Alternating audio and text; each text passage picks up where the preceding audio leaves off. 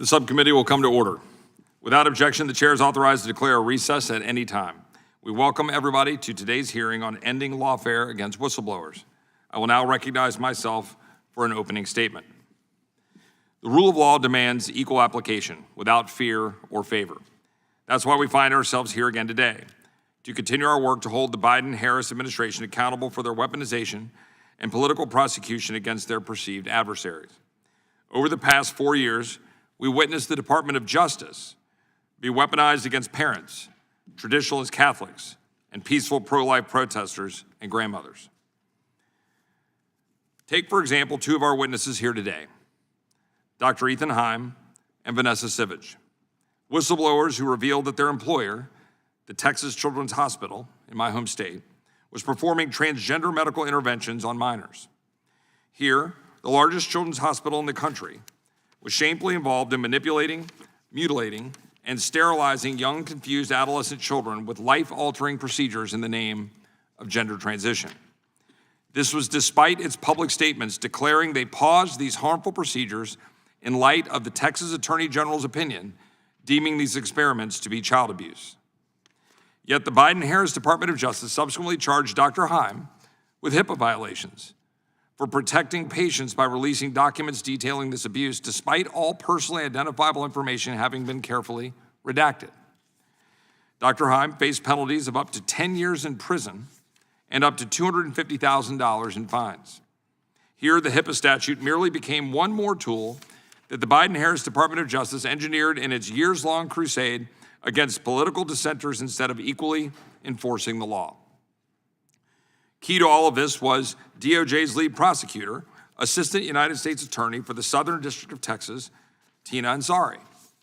Serious ethical questions stemmed related to Ms. Ansari's prosecution of Dr. Heim, including allegedly presenting knowingly false information to a grand jury in order to secure an initial indictment, threatening employment retaliation against Dr. Heim's wife as a form of intimidation, failing to disclose her substantial financial ties to Texas Children's Hospital through her family's commercial coffee company, not divulging having family members previously on the hospital's board of directors, attending a VIP reception at a hospital fundraiser while the case was pending, practicing law despite her law license having been suspended by the Texas Bar for failure to pay bar dues. Though Ansari was eventually removed from the case, serious questions remain about the DOJ's commitment to providing American citizens with a fair trial.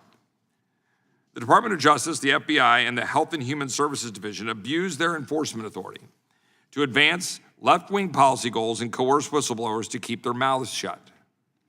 Where agencies serve to protect the financial incentives of American hospitals by prosecuting healthcare workers who dare expose the barbaric performance of transgender medical care on minors.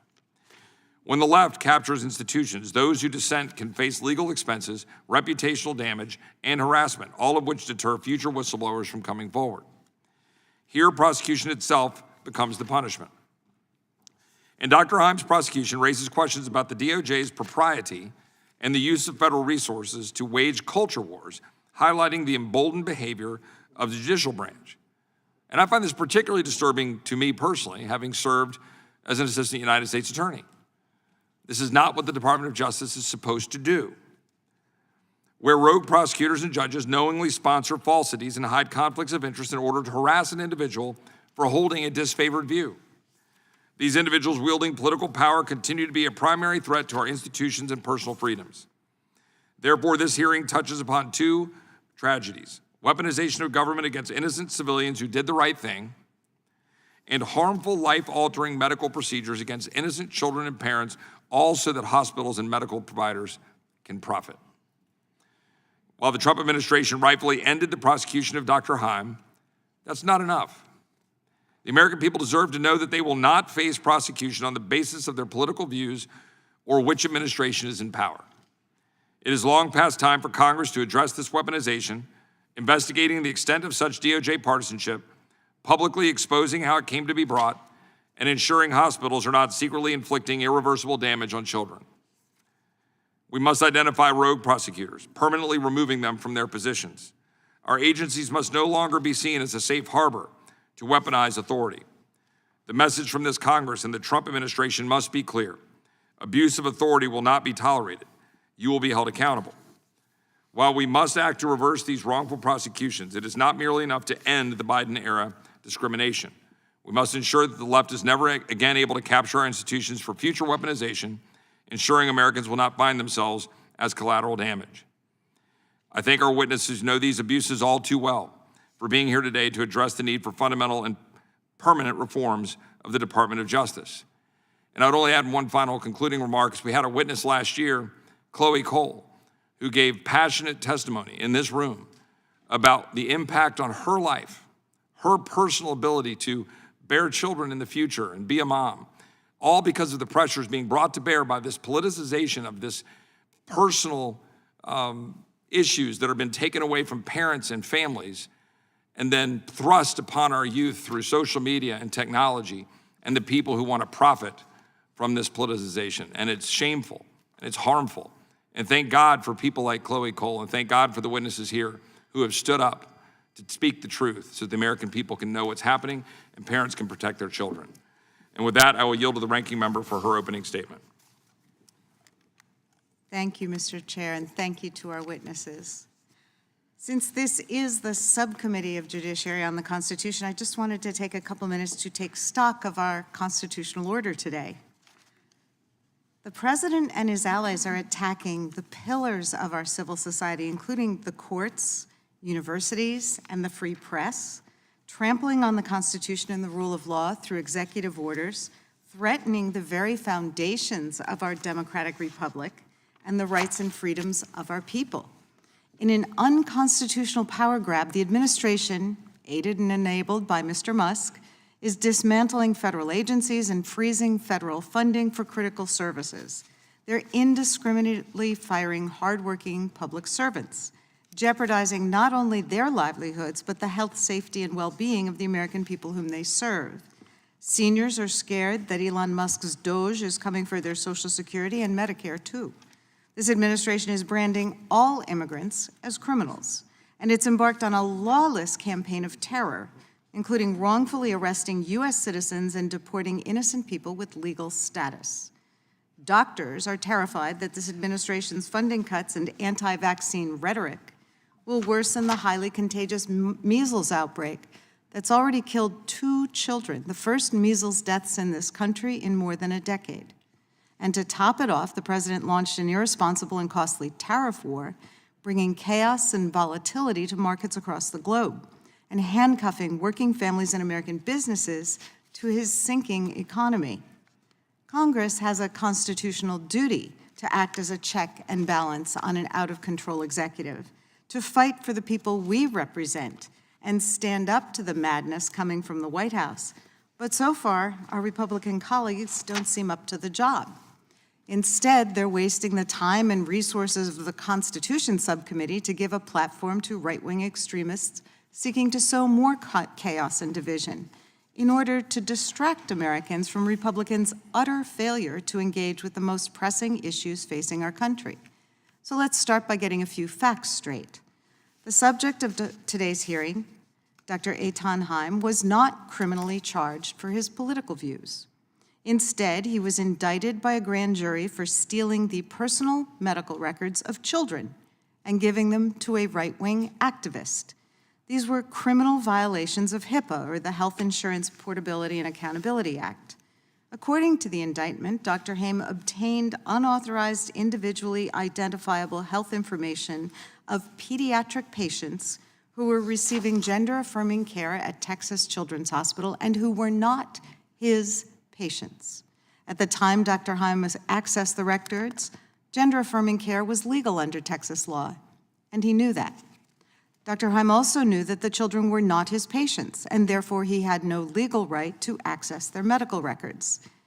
Even if Dr. Haim believed his allegation, however erroneously, that this care amounted to child abuse, he didn't follow any of the official procedures to report that concern to supervisors, as he'd been trained to do. Instead, he shared the stolen records not with child welfare authorities, but with a conservative activist, Christopher Rufo. He knew that the law was designed to protect patient privacy, and he chose to break it. This is an open and shut case, And that's why the grand jury determined that there was enough evidence to charge him with criminal HIPAA violations. So it wasn't the Department of Justice that politicized Dr. Heim's case when it charged him with a blatant violation of HIPAA privacy laws. It was Dr. Heim himself who came up with a political excuse for his illegal actions. And it was the Trump administration that dropped the charges against an ideological ally in a way that serves its own political agenda. That should give us all pause. The Department of Justice's creed has always been to operate free from fear or favor, in other words, independent of political bias. But we're already seeing that's not true under the Trump administration. Earlier this week, we heard testimony from a DOJ attorney who was fired because she refused to recommend that the gun rights of one of the president's celebrity buddies be restored because of deep concerns about his history of domestic violence. Over the weekend, we heard of a DOJ lawyer who was placed on leave when he refused to manufacture law or facts to support the government's case, which would be a violation of ethics and the rule of law. And among other egregious examples these past few months, the DOJ dismissed this case and others despite clear and grotesque invasions of patient privacy because the White House wants to attack gender-affirming care. And Americans have to wonder then, what other invasions of your medical privacy will this administration encourage? Given the administration's embrace of Project 2025, is reproductive health care next? So, why are we having this hearing? For one thing, it's yet another chance for our Republican colleagues to spread misinformation about transgender individuals and their medical care, because they think they'll score political points by bullying the young people receiving that care and their families, regardless of the fact that every major medical and mental health institution in the U.S., representing more than 1.3 million doctors, supports age-appropriate, gender-affirming care for transgender people. And that includes the American Medical Association, the American Academy of Pediatrics, the American Psychological Association, the American Psychiatric Association, the American Academy of Child and Adolescent Psychiatry, and the Endocrine Society, among other organizations. But this is part of a pattern in practice for our colleagues who are too willing to disregard Americans' fundamental rights and freedoms in order to meddle in people's personal medical decisions for political gain, injecting their own religious or political beliefs into choices that rightly should be left between individuals, their families, and their doctors. It's abundantly clear that our Republican majority only cares about some rights and freedoms for some people rather than those that all Americans should enjoy. In addition to spreading misinformation, this hearing is meant to distract Americans while our Republican colleagues continue to ignore the real problems. And we don't have to look far to find out why our colleagues chose to have this hearing this week. Believe me, bullying transgender kids and families is not the #1 concern for any of our constituents. I know because I've been holding town halls in my district and in some of theirs too. No, our constituents' #1 concern is how they're going to pay for housing, health care, food, clothes, college, and retirement. With the global economy and stock markets tanking and predictions of a recession rising by the hour, and Elon Musk and Doge gutting Social Security, the VA, food support, and freezing funding that our communities rely upon, at the same time, in the midst of all this chaos and economic disruption, House Republicans are trying to pass an unpopular budget plan that would be devastating for American children and families. They're proposing at least $880 billion in cuts that will decimate Medicaid. Medicaid and the Children's Health Insurance Program, or CHIP, provides health coverage for over 37 million kids and covers 41% of all births. Their plan will rip health care coverage away from millions of Americans with children and working families bearing the brunt. Kids will be left without routine medical care, leading to greater infant mortality and tragic consequences from preventable illnesses. It doesn't stop there either. Republicans are also targeting programs that help working families keep food on the table. Their budget blueprint calls for billions of dollars of cuts that threaten SNAP, a program that provides food support to over 42 million families. They'll jeopardize a parent's ability to buy the groceries they need to feed their kids healthy meals. Cuts to SNAP also endanger other nutrition assistance programs, like the Special Supplemental Nutrition Program for Women, Infants, and Children, or WIC, because they use Medicaid data to automatically enroll children. If fewer families can access SNAP and Medicaid, fewer will be able to access WIC as well. The budget will also cut over $300 billion from Department of Education programs, threatening, among other things, kids access to nutritious school meals that they need to learn and grow.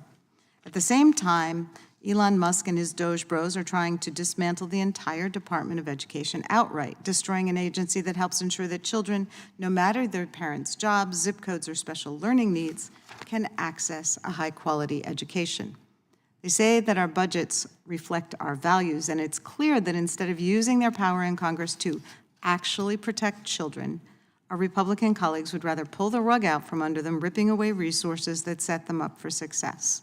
And why? So they can give tax breaks to big business and their billionaire buddies like Elon Musk. American children should never be used as pawns or props in MAGA's culture war. They're our country's future, and we should always be working to ensure that the future is a better and brighter one for them. The Republican majority's plan and this hearing shamefully missed that mark. I yield back. Now I recognize the chairman of the Judiciary Committee, Mr. Jordan. Thank you, Mr. Chairman. The left has a template. The left will tell a lie, big media will report the lie, big tech will amplify the lie, and then if you tell the truth, they call you names. Time and time. We saw it all during COVID. Almost everything they told us turned out to be. COVID, they said, oh no, the virus didn't come from a lab. It was a bat to a pangolin to a hippopotamus to Joe Rogan, and then we all got it, right? They said, oh no, the vaccinated can't get it, the vaccinated can't transmit it. And if you said anything against that, they told us this is the first virus in history where there's no such thing as natural immunity. If you said anything against that, they came after you. Science denier, crazy right-wing Republican idiot. They called us all kinds of names. And now in today's context, the same playbook, the same template is being used. The left says, oh, these surgeries are fine. Really? Some people have some concerns about that. Texas took a position on it, but they tell us it's fine. And if you say anything against that, you're a no good, whatever name they're going to call you. And then when it comes to whistleblowers, oh my goodness, if you speak out, they not only call you names, they bring the government against you. We saw it with every single whistleblower who came forward last year in the government. Dr. Himes not in the government, but he had the Department of Justice come after him, saying he violated HIPAA, which he did not. That's why this hearing is so darn important. Why it is so darn important. Every single we saw what they did to Mr. Shapley. We saw what they did to Mr. Ziegler. Every FBI whistleblower who came forward to this committee last Congress had their security clearance taken away from them, which put them in a no man's land. They couldn't get employment, couldn't leave. You talk about retaliation against whistleblowers in the government. So I want to thank you, Doctor, for coming forward. I want to thank our chairman. He has been the leading person in the Congress on this committee, on this issue. We want to thank you, and we look forward to your testimony. Thank you, Mr. Lytle, because you defended a lot of these whistleblowers who had the courage to come forward and stand up against what the left does every stinking time. I yield back. I thank the chairman. I will now recognize the ranking member of the full committee, Mr. Raskin, for his opening statement. And thank you, Chairman Roy and Ms. Scanlon, for convening us today. I was psyched to learn that we were having a hearing about, quote, legislative reforms aimed at protecting minors. I thought we were going to get together to oppose Donald Trump's threat to health care for 37 million children who rely on Medicaid and the CHIP program. After all, they want to cut $885 billion from it.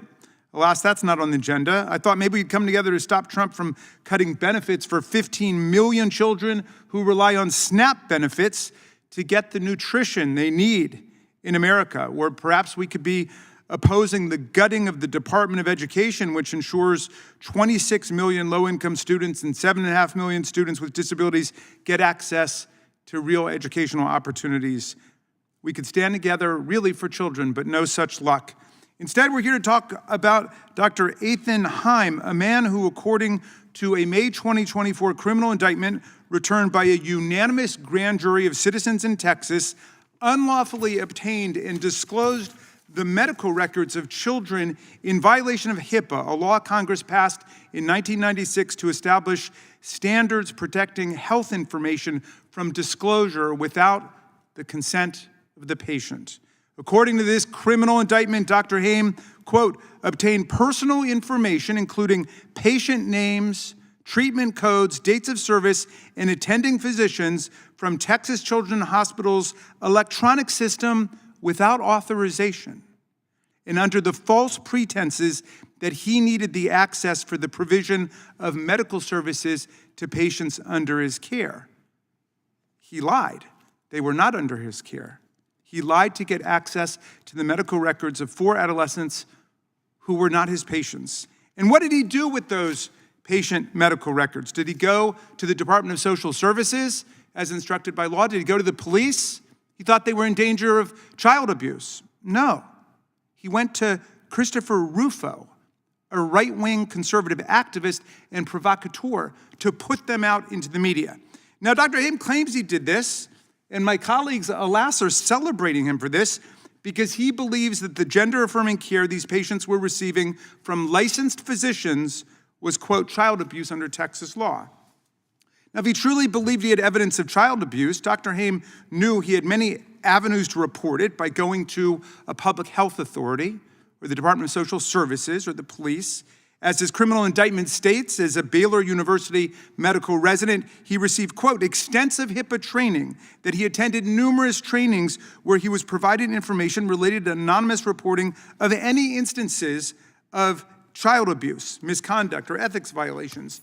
The HIPAA implementing regulation specifically authorizes disclosure to, quote, a public health authority or any other appropriate government authority authorized by law to receive reports of child abuse or child neglect. Yet after obtaining unauthorized, individually, personally identifiable health information from young people who were not his patients, Dr. Haim made no attempt to report any concerns through any of the authorized government channels, to his supervisors or to his employer's anonymous hotline, to the police or to Child Protective Services as directed by his training and mandated by Texas law. Instead, he went to a right-wing culture warrior whose recent articles have been titled, "There's a Trans Cult Inside the NSA and the NSA's Secret Sex Chats." Now let's be clear that the gender-affirming care that Texas Children's Hospital was providing was not child abuse. All major medical associations agreed that evidence-based gender-affirming care is necessary, and in some instances, it's life-saving for transgender youth. That care was also legal at the time the hospital provided it to adolescent patients whose medical privacy Dr. Haim violated. Only later did the legislature pass its ban on these practices. But with all due respect, Dr. Haim makes a very strange whistleblower. He's a doctor who fraudulently obtained the medical records of youth who were not his patients, not under his care, and then he used them for blatantly political and ideological purposes to make a splash and a name for himself as an anti-trans crusader. And he's got every right to do it, but he doesn't have a right to violate other people's privacy and violate HIPAA. Now, I know what my colleagues think of people who leak sensitive personal information. Take the case of the former IRS contractor who exposed the tax avoidance practices of billionaires, including Donald Trump, by disclosing thousands of returns to news groups. That contractor was prosecuted, and he received a 5-year prison sentence. He had no pardon. Yet, Chairman Jordan has opened an investigation because he thinks that 5-year sentence was not enough. He thought it was far too lenient.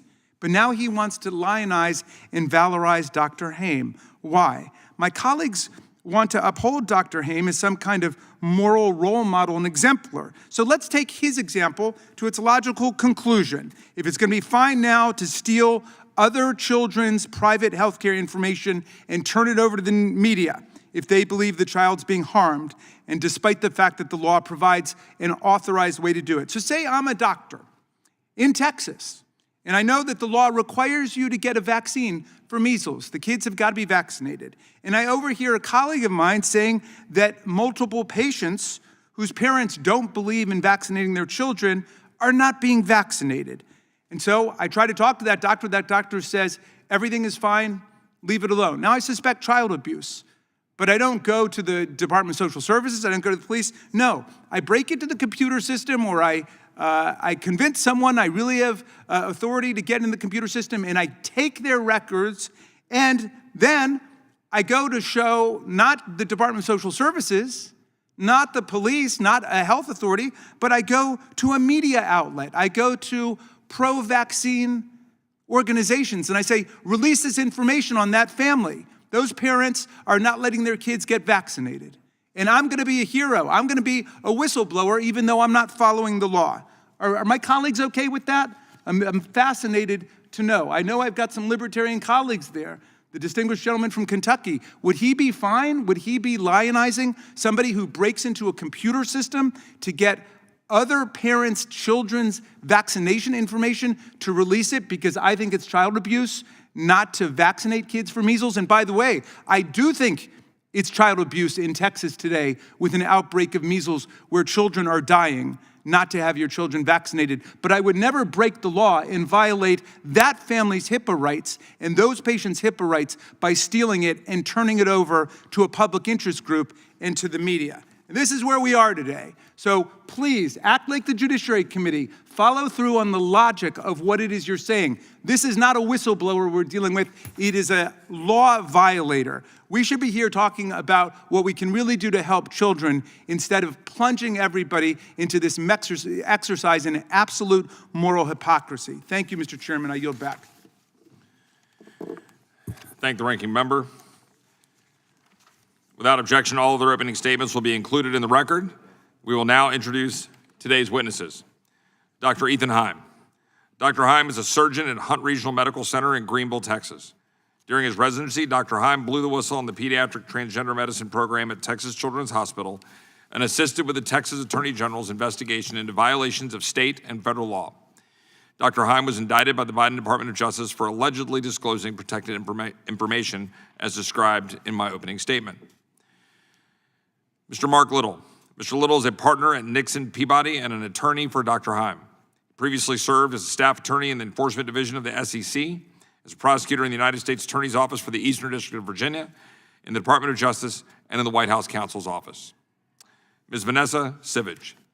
Ms. Sivage is the founder of Protecting Texas Children, an advocacy organization that is focused on safeguarding children from sexualization and exploitation.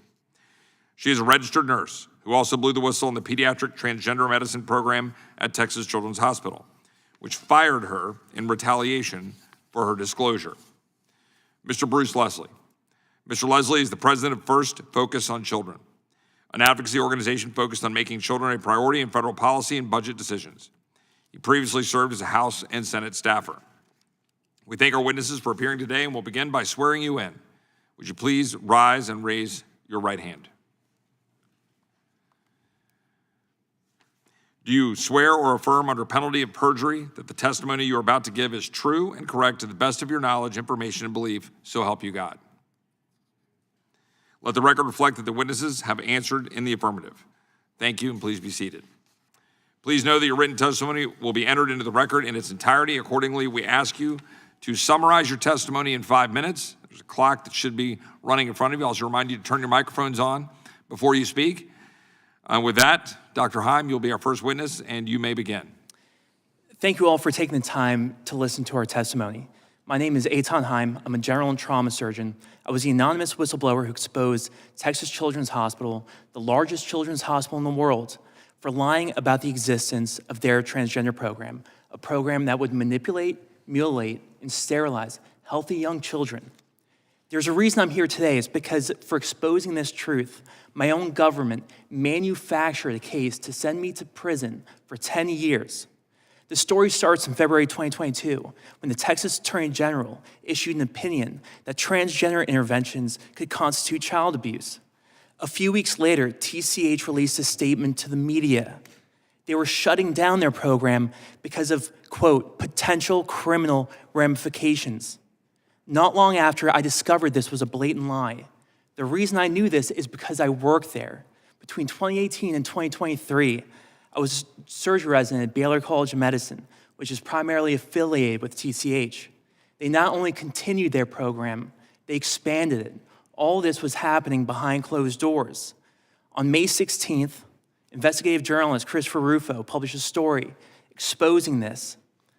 I was the anonymous whistleblower in that story.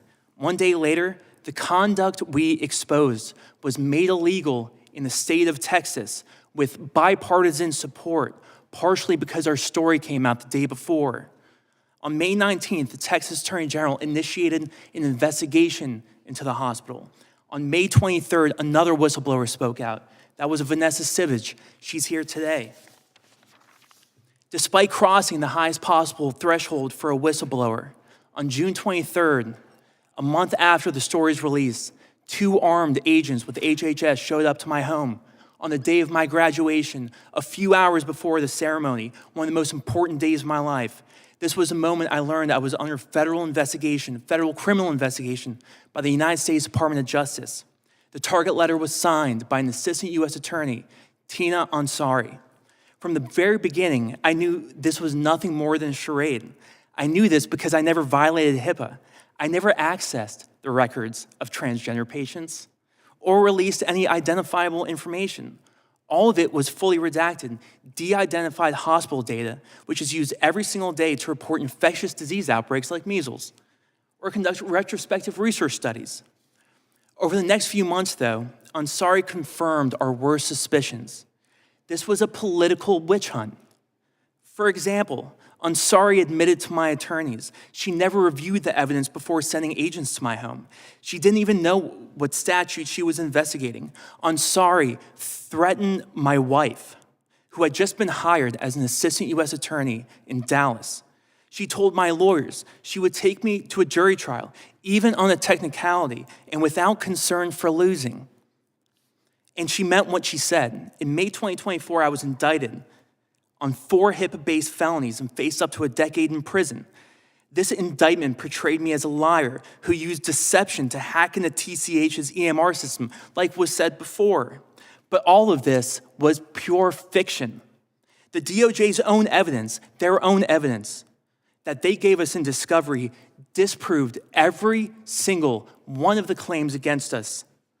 This is worth restating.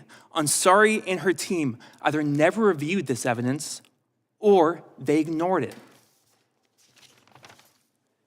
This led to the collapse of their first indictment, but they pursued another. The big difference this time is that they dropped any pretense this was about HIPAA. They legally castrated the indictment by removing key statutory language. The most important change were the victims. TCH and its patients was changed to TCH and its physicians. It was the first time in American history that HIPAA was being used not to protect patient privacy, but multi-billion-dollar hospital systems, TCH and Baylor, who were caught lying to the public. It was too ironic when we discovered that Ansari and her family have quite the special relationship with TCH and Baylor. The best way to put it is this: you couldn't throw a tennis ball at Tina Ansari's Thanksgiving dinner without hitting a major fundraiser for TCH or Baylor, or a former board member for TCH and Baylor, or a CEO who's contracted with hospitals in the Baylor-TCH Academic Consortium. Ansari ended up withdrawing from the case shortly after we made this public. The case was eventually dismissed with prejudice after the Biden-appointed U.S. attorney left his office. He was running the case solely with Tina Ansari, bypassing the entire chain of command in the Southern District. But this can't be the end of it. There has to be accountability when the unlimited resources of the federal government are used to destroy the lives of ordinary American citizens. Thank you, Dr. Heim, for your testimony. Mr. Lytle, I apologize. Please proceed. Good afternoon, Chairman Roy, Chairman Jordan, Ranking Member Scanlon, Ranking Member Raskin. My name is Mark Lytle. I'm in private practice now, but for the majority of my legal career, I've been honored to serve as a federal prosecutor, working at Maine Justice and as an assistant U.S. attorney in the Eastern District of Virginia. I have also served as the chief of the Financial Crimes and Public Corruption Unit and as the district-wide coordinator for public corruption matters in the Eastern District of Virginia. During my tenure, I was the lead prosecutor on high-profile matters such as the bribery prosecution of Congressman William Jefferson from Louisiana and Credit Suisse, the second largest bank in Switzerland. I've also worked on hundreds, if not thousands, of smaller cases that never really drew the attention of the public or the media. I've been honored to receive numerous awards, including the Attorney General's Distinguished Service Award and other decorations for my work.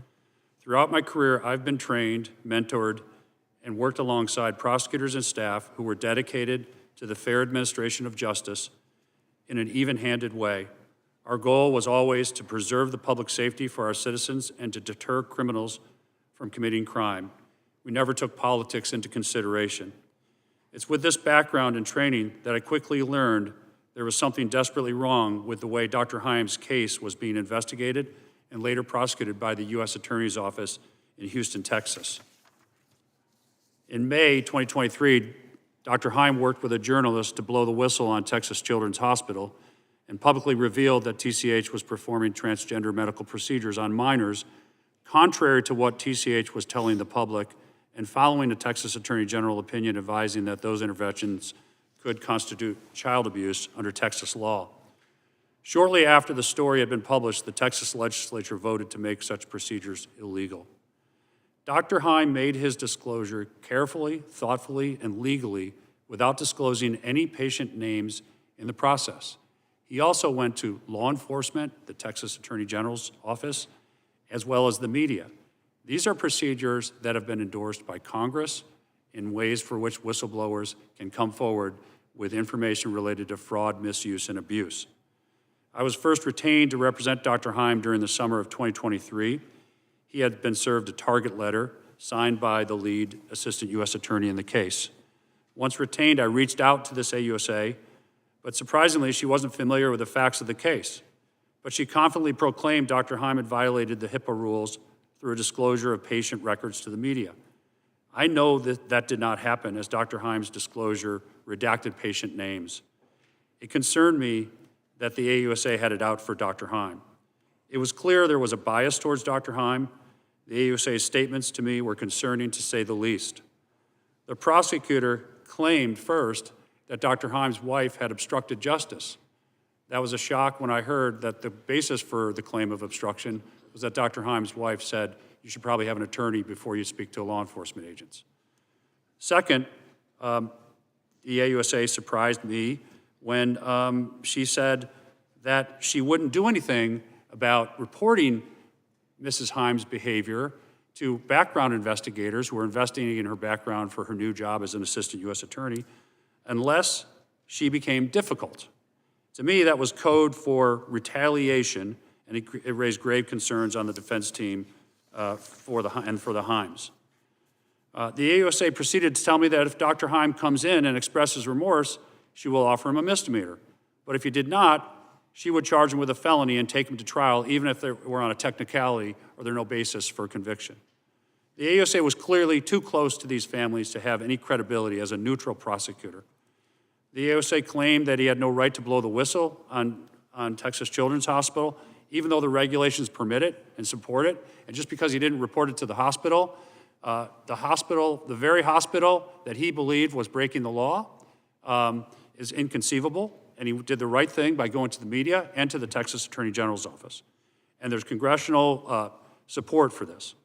Then came the indictment of Dr. Himes in May 2024. It was heavy-handed. Out of all the charging decisions that were possible, the AUSA chose the maximum, a 10-year statutory maximum, for malicious harm. But to whom? Patients? No, he didn't name any patients. To doctors? They're not protected by HIPAA. The hospital? No.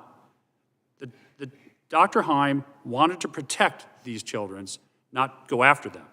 There were numerous factual errors in the indictment. It stated that Dr. Himes was not treating patients at TCH during the time that it was alleged. But he was, and their own discovery pointed that out. Then they had to redo the indictment because of that. Dr. Himes was not authorized to access patient records, but he was. And a law firm conducting an internal investigation of the hospital concluded just that, and that was reported in discovery. When I go to the AUSA and tell her that, she says, well, we disagree with them. This is going to be their witness for this case. He was authorized. Legal insufficiencies. The without authorization was rejected by the Supreme Court in a decision by the Van Buren Court. Mr. Lytle, I'd ask you to wrap up your opening statement. Thank you. On January 24th, so this was a runaway train with the AUSA in Houston, Texas as its conductor. On January 24th, the U.S. Attorney's Office dismissed the charges against Dr. Heim with prejudice. The misconduct throughout the investigation and prosecution was truly exceptional. The conflicts of interest and bias displayed against Dr. Heim should never have played a role in the prosecutor's mind, but it did. But I'm happy to answer your questions. I appreciate it, Mr. Lytle. Ms. Sivage, the time is yours. Good afternoon, Chairman Roy, Chairman Jordan, Ranking Member Scanlon, and members of the subcommittee. My name is Vanessa Sivage. I'm a pediatric nurse with 10 years of experience caring for the health and well-being of children. I would like to thank the committee for inviting me to testify today. My story is about shining a light on how children are being irreversibly harmed, the egregious overreach and weaponization of the federal government, and what it means to stand for truth no matter the cost. My employment at Texas Children's Hospital began in 2018. In 2021, I accepted a position within the hospital system in an outpatient multi-specialty clinic. I accepted this job not knowing that children confused about their biological sex were being prescribed cross-sex hormones and puberty blockers at my workplace. Over the next 3 years, disturbing trends and concerning practices emerged. I observed the harmful effects of sex change hormones and puberty blockers for children who were convinced this would be, quote unquote, life-saving treatment. I witnessed how doctors emotionally blackmailed parents by telling them that if they did not affirm their child's delusion, their child would harm themselves. In particular, I was saddened to see young girls suffering from profound mental health struggles like depression or anxiety, many of whom had also suffered sexual abuse or trauma, persuaded by doctors at TCH that hormones would resolve their gender confusion. History books will one day record this emotional blackmail as the greatest lie ever sold by the medical industrial complex to vulnerable parents and confused children. In May of 2023, I read an article about a whistleblower within the hospital who had come forward to expose the existence of their secret transgender program. To affirm this testimony, I became the second anonymous whistleblower in Christopher Rufo's subsequent article where I provided my experience as a nurse working in the endocrine clinic. 2 months later, on July 24th, 2023, my husband and I were hosting friends in our home for dinner when there was a knock on the front door.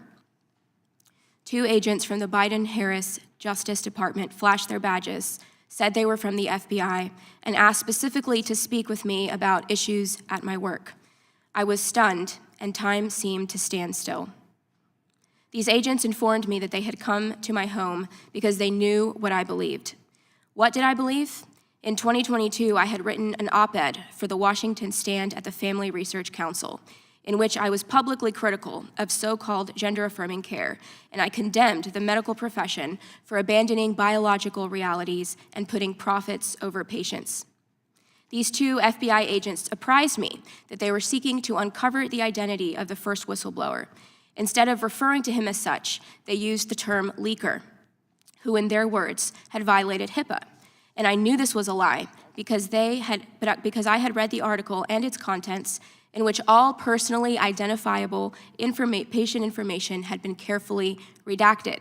We now know that this whistleblower was Dr. Eitan Heim, but at the time I had no knowledge of who he was. One agent effectively asked me to compromise my Christian convictions and made veiled threats against my career and safety if I didn't comply with their demands. He said that someone at my work had given him my name and they could make life difficult for me if I did not collaborate with their efforts. Their visit was designed to intimidate me into believing that I had no other choice but to cooperate with their witch hunt. Our doorbell camera captured part of this exchange, now viewed over 6 million times, in which the overreach of the government was on full display.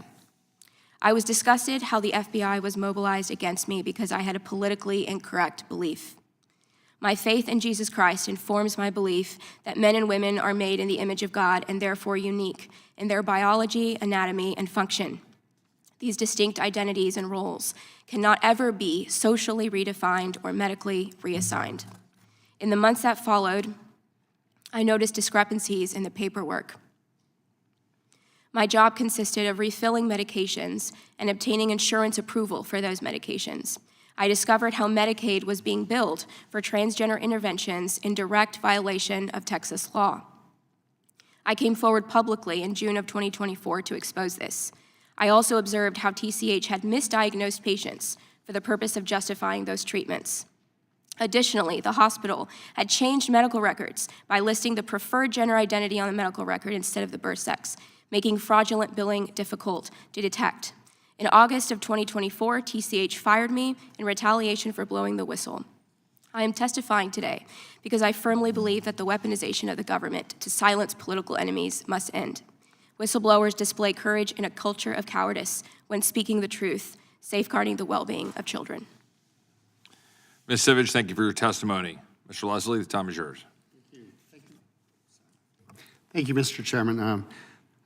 Chairman Roy, Chairman Jordan, Ranking Member Scanlon, and Ranking Member Raskin, thank you so much for the opportunity to testify today on behalf of First Focus on Children. I'm grateful for the opportunity today to testify about the plight of our nation's children. I come before you today not as a doctor or a lawyer, but as a child advocate.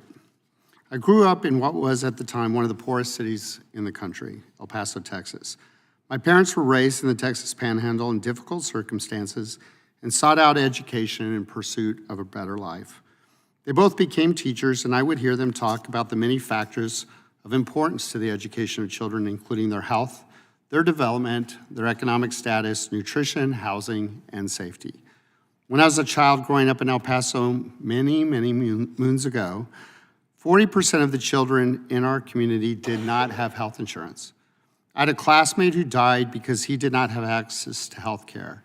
It felt then, and it still feels so wrong.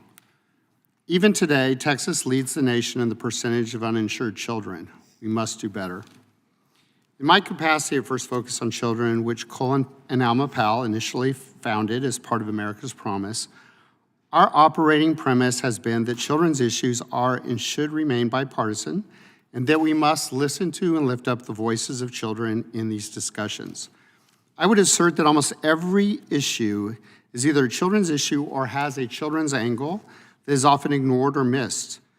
I would like to refer you to some examples of our work.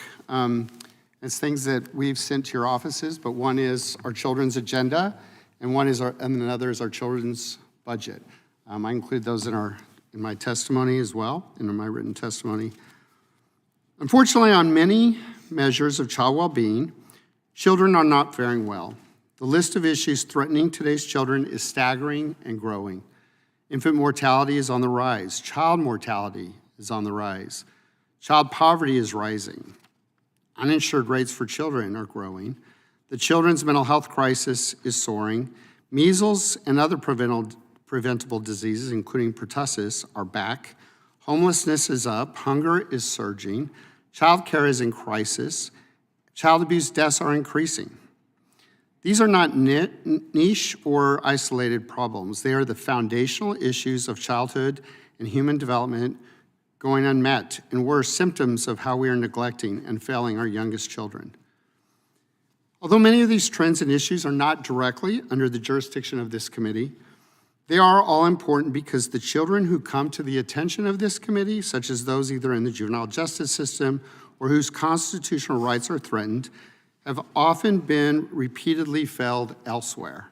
When we underfund mental health care, ignore child poverty, fail to provide inclusive education, and prioritize and politicize children's issues, we create crises that spill over into our legal and judicial systems. In my written testimony, I provided examples of that. Budgets, as the ranking member noted, reflect our values, whether our family's budget or that of the federal government, and they can tell us about what we think about kids and whether we're making wise investments in their future. When it comes to children, study after study demonstrates that money matters and return on investment in them is among the highest that society can make toward its future. Investing early in our children leads to better outcomes. Despite pronouncements from administration officials such as Vice President J.D. Vance and DOJ's Elon Musk about the needs to promote more births in the United States and support for families to ensure our long-term economic prosperity, the actions and policy proposals coming out of the administration indicate that children are likely to be targeted for significant program and funding cuts.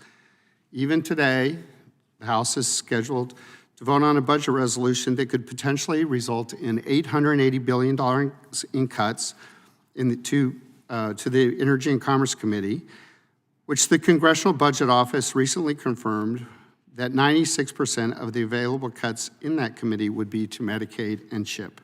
For the over 37 million children who rely upon Medicaid for their health coverage, these programs are a lifeline.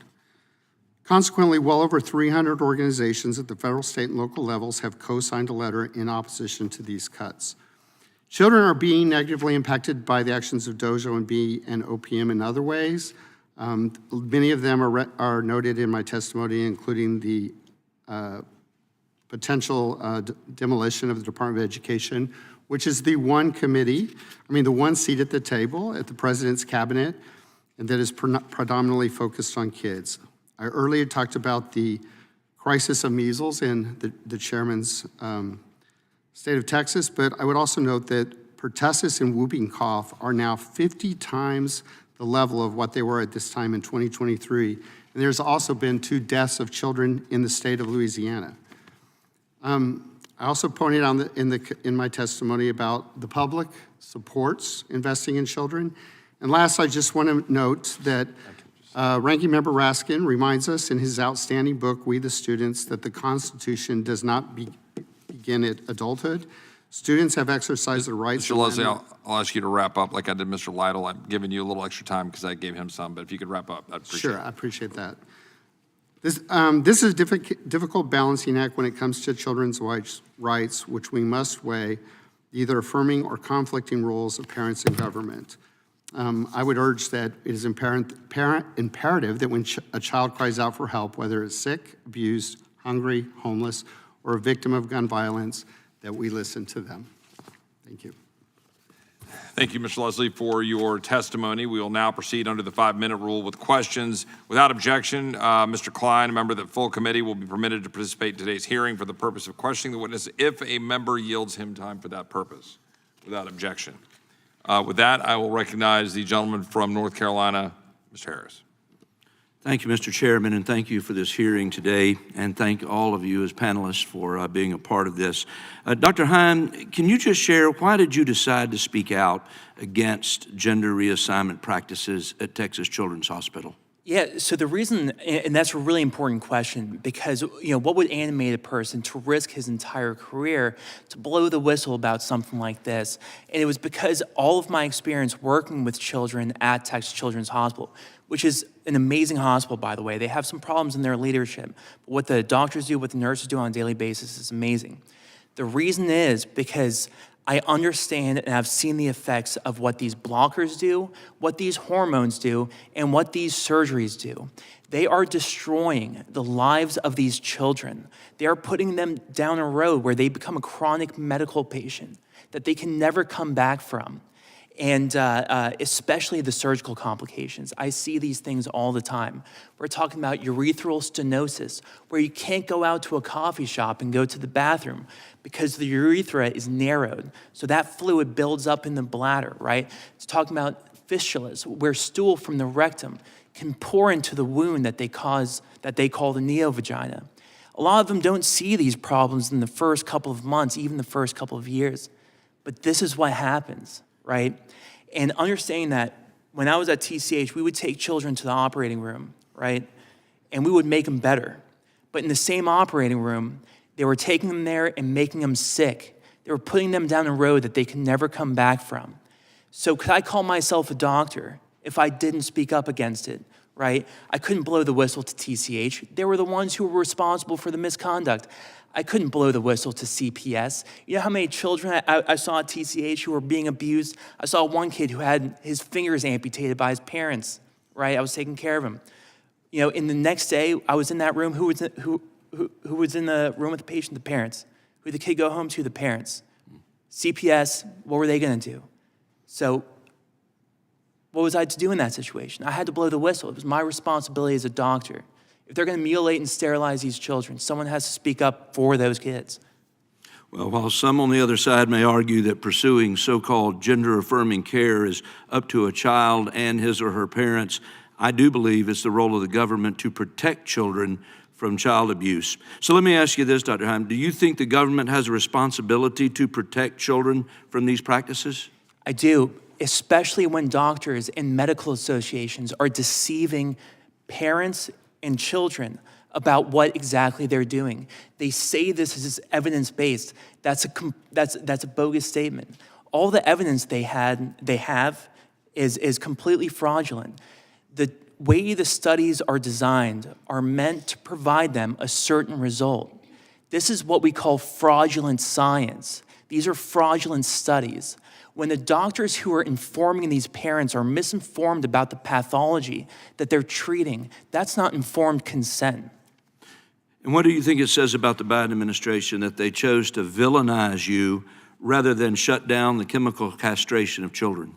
I mean, that was the standard operating procedure, wasn't it? Right? Because they were trying to send me to prison. And how many other people were they trying to send to prison for doing the right thing, for fulfilling the oath of my profession, to do no harm, right? Part of that is to make sure that the other people in my profession are not harming people. Exactly. Well, Mrs. Sivage, I want to talk for just a moment in the last minute or so that we have left about the underlying ideology that motivates the mutilation of children, which is gender ideology. Gender ideology posts that sex and gender are separate concepts and that one can change their gender. Now, this belief is an affront to reality itself, and it's no surprise that gender ideology in practice leads to the mutilation and castration of these innocent children. But, Ms. Sivage, I want to pose this question to you because you have a background as a pediatric nurse. Can a child be born in the wrong body? Thank you so much for that question. Children are made in the image of God, and they have a distinct purpose. And they can, this statement that we're all here to defend today, that boys can't become girls and girls can't become boys, was not controversial up until very recently. And so we're here just to amplify some very basic truths and realities. And at Texas Children's Hospital, you watch kids get diagnosed with gender dysphoria and then get treated through chemical and surgical intervention. Just in the closing seconds, can a child meaningfully consent to these life-altering practices? They have absolutely no concept of what it means to be irreversibly harmed at the age that they are at. That's why we need doctors and medical professionals who are going to advocate on their behalf with the truth. Thank you. Mr. Chairman, I'm out of time. Thank you. I now recognize the ranking member of the full committee, Mr. Raskin. Thank you, Mr. Chairman. Dr. Heim obviously is a man of strong ideological convictions about this issue, and I assume they're sincerely held. But he's one doctor who thought his convictions were more important than state law in Texas at the time, the medical privacy of the parents, their ability to make decisions for their own children, and the wishes of the parents and of the patients in the case. Now, Mr. Leslie, Mr. Lytle says that there could have been no violation of HIPAA because the children's names were removed before the rest of the information was released to Christopher Rufo in the media. But it seems to me that that some credence should be given to the families which thought that there was sufficient personally identifiable information that people would figure out exactly who they were. But in any event, it seems to me that it's off point because HIPAA says this: a person who knowingly and in violation of this part uses or causes to be used a unique health identifier, 2, obtains individually identifiable health information relating to an individual, or 3, discloses individually identifiable health information to another person. So let's say, even if you grant Mr. Lytle his point, which I don't, because, and a jury's obviously not going to figure it out at this point, but the families thought that it was readily identifiable. But even if it's the case that they were to win on that issue, isn't it the case that he obtained individually identifiable health information relating to individual? I mean, isn't HIPAA all about other people not getting into your medical records? Isn't that what it's about? Mr. Raskin, I am not an expert on HIPAA, but I did work in the Senate when we passed HIPAA, and I would say that it does based on the testimony today, I don't have. Okay, well, Mr. Lytle, let me come to you. Let's talk about measles for a second. I don't know if you followed my original analogy. I'm just trying to figure this out. All of this is new to me. But it seems to me that under the example of Dr. Heim, if I'm in Texas and it's a law that the children have to get measles vaccine, and I hear that some of my colleagues' patients, not my patients, but their patients, have not been vaccinated, now under this precedent, should I be authorized to break into the computer system or get access to the computer system, access their records, and then release to the media or some ideological organization this data in order to pursue the political mission I have, which, say, is completely sincerely motivated because I don't want kids to get measles? Well, thanks, Ranking Member Raskin. I don't know the exact example of the measles situation you're dealing with, but... No, but I'm hypothesizing it because I'd not heard of a doctor getting access to other doctors' patients' material against their will or without their knowledge before and then releasing it on the media. But a couple of important points here. Dr. Heim didn't break into any systems. He was authorized to see these records that he By whom? reported on by the hospital, by Texas Children's Hospital, and the prosecutor knew that. And I talked about that in my order. He released their information with the... authorized to see this information. To see the information? Yes, Is that right? Well, And was he then- authorized to release the information? He was, because he was a whistleblower and he was reporting wrongdoing. And So he's you're not saying gonna the report it to hospital authorized him to take this information to the The media? hospital doesn't have to authorize it. He's a whistleblower, So- and he can go to law enforcement, and Congress authorizes whistleblowers. Okay, well, can you explain why Dr. Heim did not follow Texas state law and go to the Department of Social Services or another medical authority or law enforcement authority, why he went to an ideological organization in the media? He went to a law enforcement agency, the Texas Attorney General's office, and he went to the media. And this body, Congress, favors going to the media for whistleblowers, and he also went to an attorney general. He went to the attorney general. One thing I wanted to comment about. You don't think he your should have comment followed about how- state law? When, your look, comment, if I could just answer your every question. state in the country has a mandatory reporting regime for people who are dealing with children. And you're supposed to go to proper medical authorities or to the police if you think someone is being subjected to child abuse. And that's exactly what he did. He went to the Texas Attorney General's office, and he reported child abuse, which was defined by the Texas Attorney General at that time as child abuse. Okay. Now, one thing you mentioned about whether he disclosed I understand that he went to patient Mr. information, Rufo and that he went to the did not disclose media. patient information. He redacted the patient records. And I'd like to point out that the government, in their indictment, put initials of patients in their indictment. That revealed more about the patients than Dr. Heim ever did. All right. And I think that's a problem. Reclaiming my And time. they never reclaiming- charged excuse me. disclosure. That too, they never charged me with disclosure. That's Reclaiming important. my time, if I could have those 10 seconds back, just so I can conclude, Mr. Chairman. We're going down a very dangerous road here where every citizen can appoint himself or herself a medical vigilante. If I don't like the way some other family is raising their kids with their doctor, I can go get their information and release it in the public. Gentleman's I yield back to you. time has expired. I'll now recognize, I'm sorry. I'll now recognize the gentlelady from Vermont for a unanimous consent request. Yes, I have unanimous consent request. This is a letter that I received that I believe both Mr. Jordan and the chair received from Texas Children's Hospital saying that TCH physicians have never performed sex change operations on minors. I believe it's a letter that you have received and you have in your possession. So what was said earlier is actually not in fact true. Thank you. Is that a request to put it in the record? Yes, I ask unanimous All right, consent to put it in the record. without objection, I'll now recognize the gentleman from Kentucky, Mr. Massey. Dr. Heim, did you want to respond to something Mr. Raskin said? Yeah, so, and I can understand how, if whatever you read, why you would be upset or have this idea that, like, all these awful things, right? But the fact is that none of that is true. They never charged disclosure. They tried in their first indictment, but that wasn't true. That's why they had to change it, right? And who were the patients, right, in the indictment? You think they were transgender patients, right, like the first count? No, it was transplant patients, surgical transplant patients. Why would a general surgery resident at Baylor College of Medicine, with the largest transplant program in the world, right, for kids, be accessing surgical transplant patients? You didn't get a response from the Attorney General? Excuse me, it's my time. No, it's the gentleman's time. No, and that's a good point. That's legitimate. Yeah, because no, you're right. It's like you have to. There's certain pathway to blow the whistle. Yeah, and that's the thing is we tried. We reached out to the Attorney General's office and we left them messages, but they didn't get back to us. You know? So- and the Thank you, department- thank you, It's thank you. the This is my gentleman's time. time. Thank you, Dr. Heim. I now yield my time to Mr. Klein from Virginia. Well, thank you for yielding, and I want to thank the witnesses for being here. Dr. Heim, you followed the whistleblower statutes. You heard that letter being introduced. Do you want to respond to that letter? I have no idea what that, because what they were doing is inserting puberty blockers into children for gender dysphoria. That was the ICD code, right? What these blockers do is change the cellular chemistry of the entire body, the bones, the brain, the heart, the blood vessels, everything.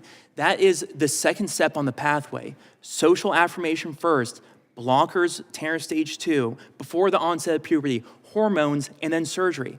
That's sex change procedures. And trust me, I've done these procedures before on children with precocious puberty. Yeah, it's not that difficult to insert it, but removing it, that's a real pain in the butt because you have to dig out those implants from the kid's arms. So that letter is misleading at best, false if worse. I have no idea. But it's clear you followed the whistleblower statutes.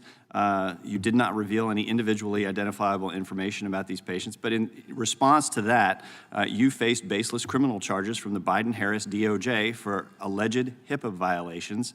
And thankfully, the cases were dismissed. But you've spoken out about being targeted by the Biden-Harris administration for exposing these practices. From your perspective, was this a case of the administration using, weaponizing law enforcement to intimidate you and other dissenters? Yeah, of course. And, the other thing to say is, there was a lecture at the hospital where they were talking about doing it. That's why I released. I have no idea what that statement would come from. But, of course, yeah, this is one of those situations where, of course, they see someone like me who has everything to lose at the beginning of my career, right? Like, I didn't know anyone. We're very private people. I didn't even have social media. They thought they were going to destroy us, but, we're going to bring kids into this world. And I wouldn't want this to be done to anyone, not even liberals, even if they're the craziest communists ever. There's nothing that should be done that someone is being accused of crimes they never committed. And that's the important thing, is that there's no one in this country who should be falsely accused, and the entire power of the federal government should be brought down on them. And it's I can't even imagine, my biggest fear is for something like this to happen to anyone, even someone on the other side. It has a chilling effect, doesn't it? It's terrifying. I would never want this done to any of the people who came after me, right? Even though they were trying to send me to prison for a decade, I would never want this to happen to them ever, right? Ever, because it's, and if it's happening to me, how many other people is it happening to? And it's not even political, right? It's just there has to be a certain standard with our justice system where people can't just bring these charges and power through the courts and send these people to prison, because that's what was going to happen to me. Mr. Lytle, do you believe there's a double standard in how the federal government treats whistleblowers depending on whether their disclosures help or hurt the administration in power? This case is an example of that. I mean, you've heard the testimony about references to a political debate, red state, blue state, however that might have been. But Dr. Heim never should have been charged with a crime for expressing his views and being a whistleblower. He came forward. It's extremely rare for anyone to be charged with criminal HIPAA violations, let alone the maximum 10-year charge. It's really outrageous.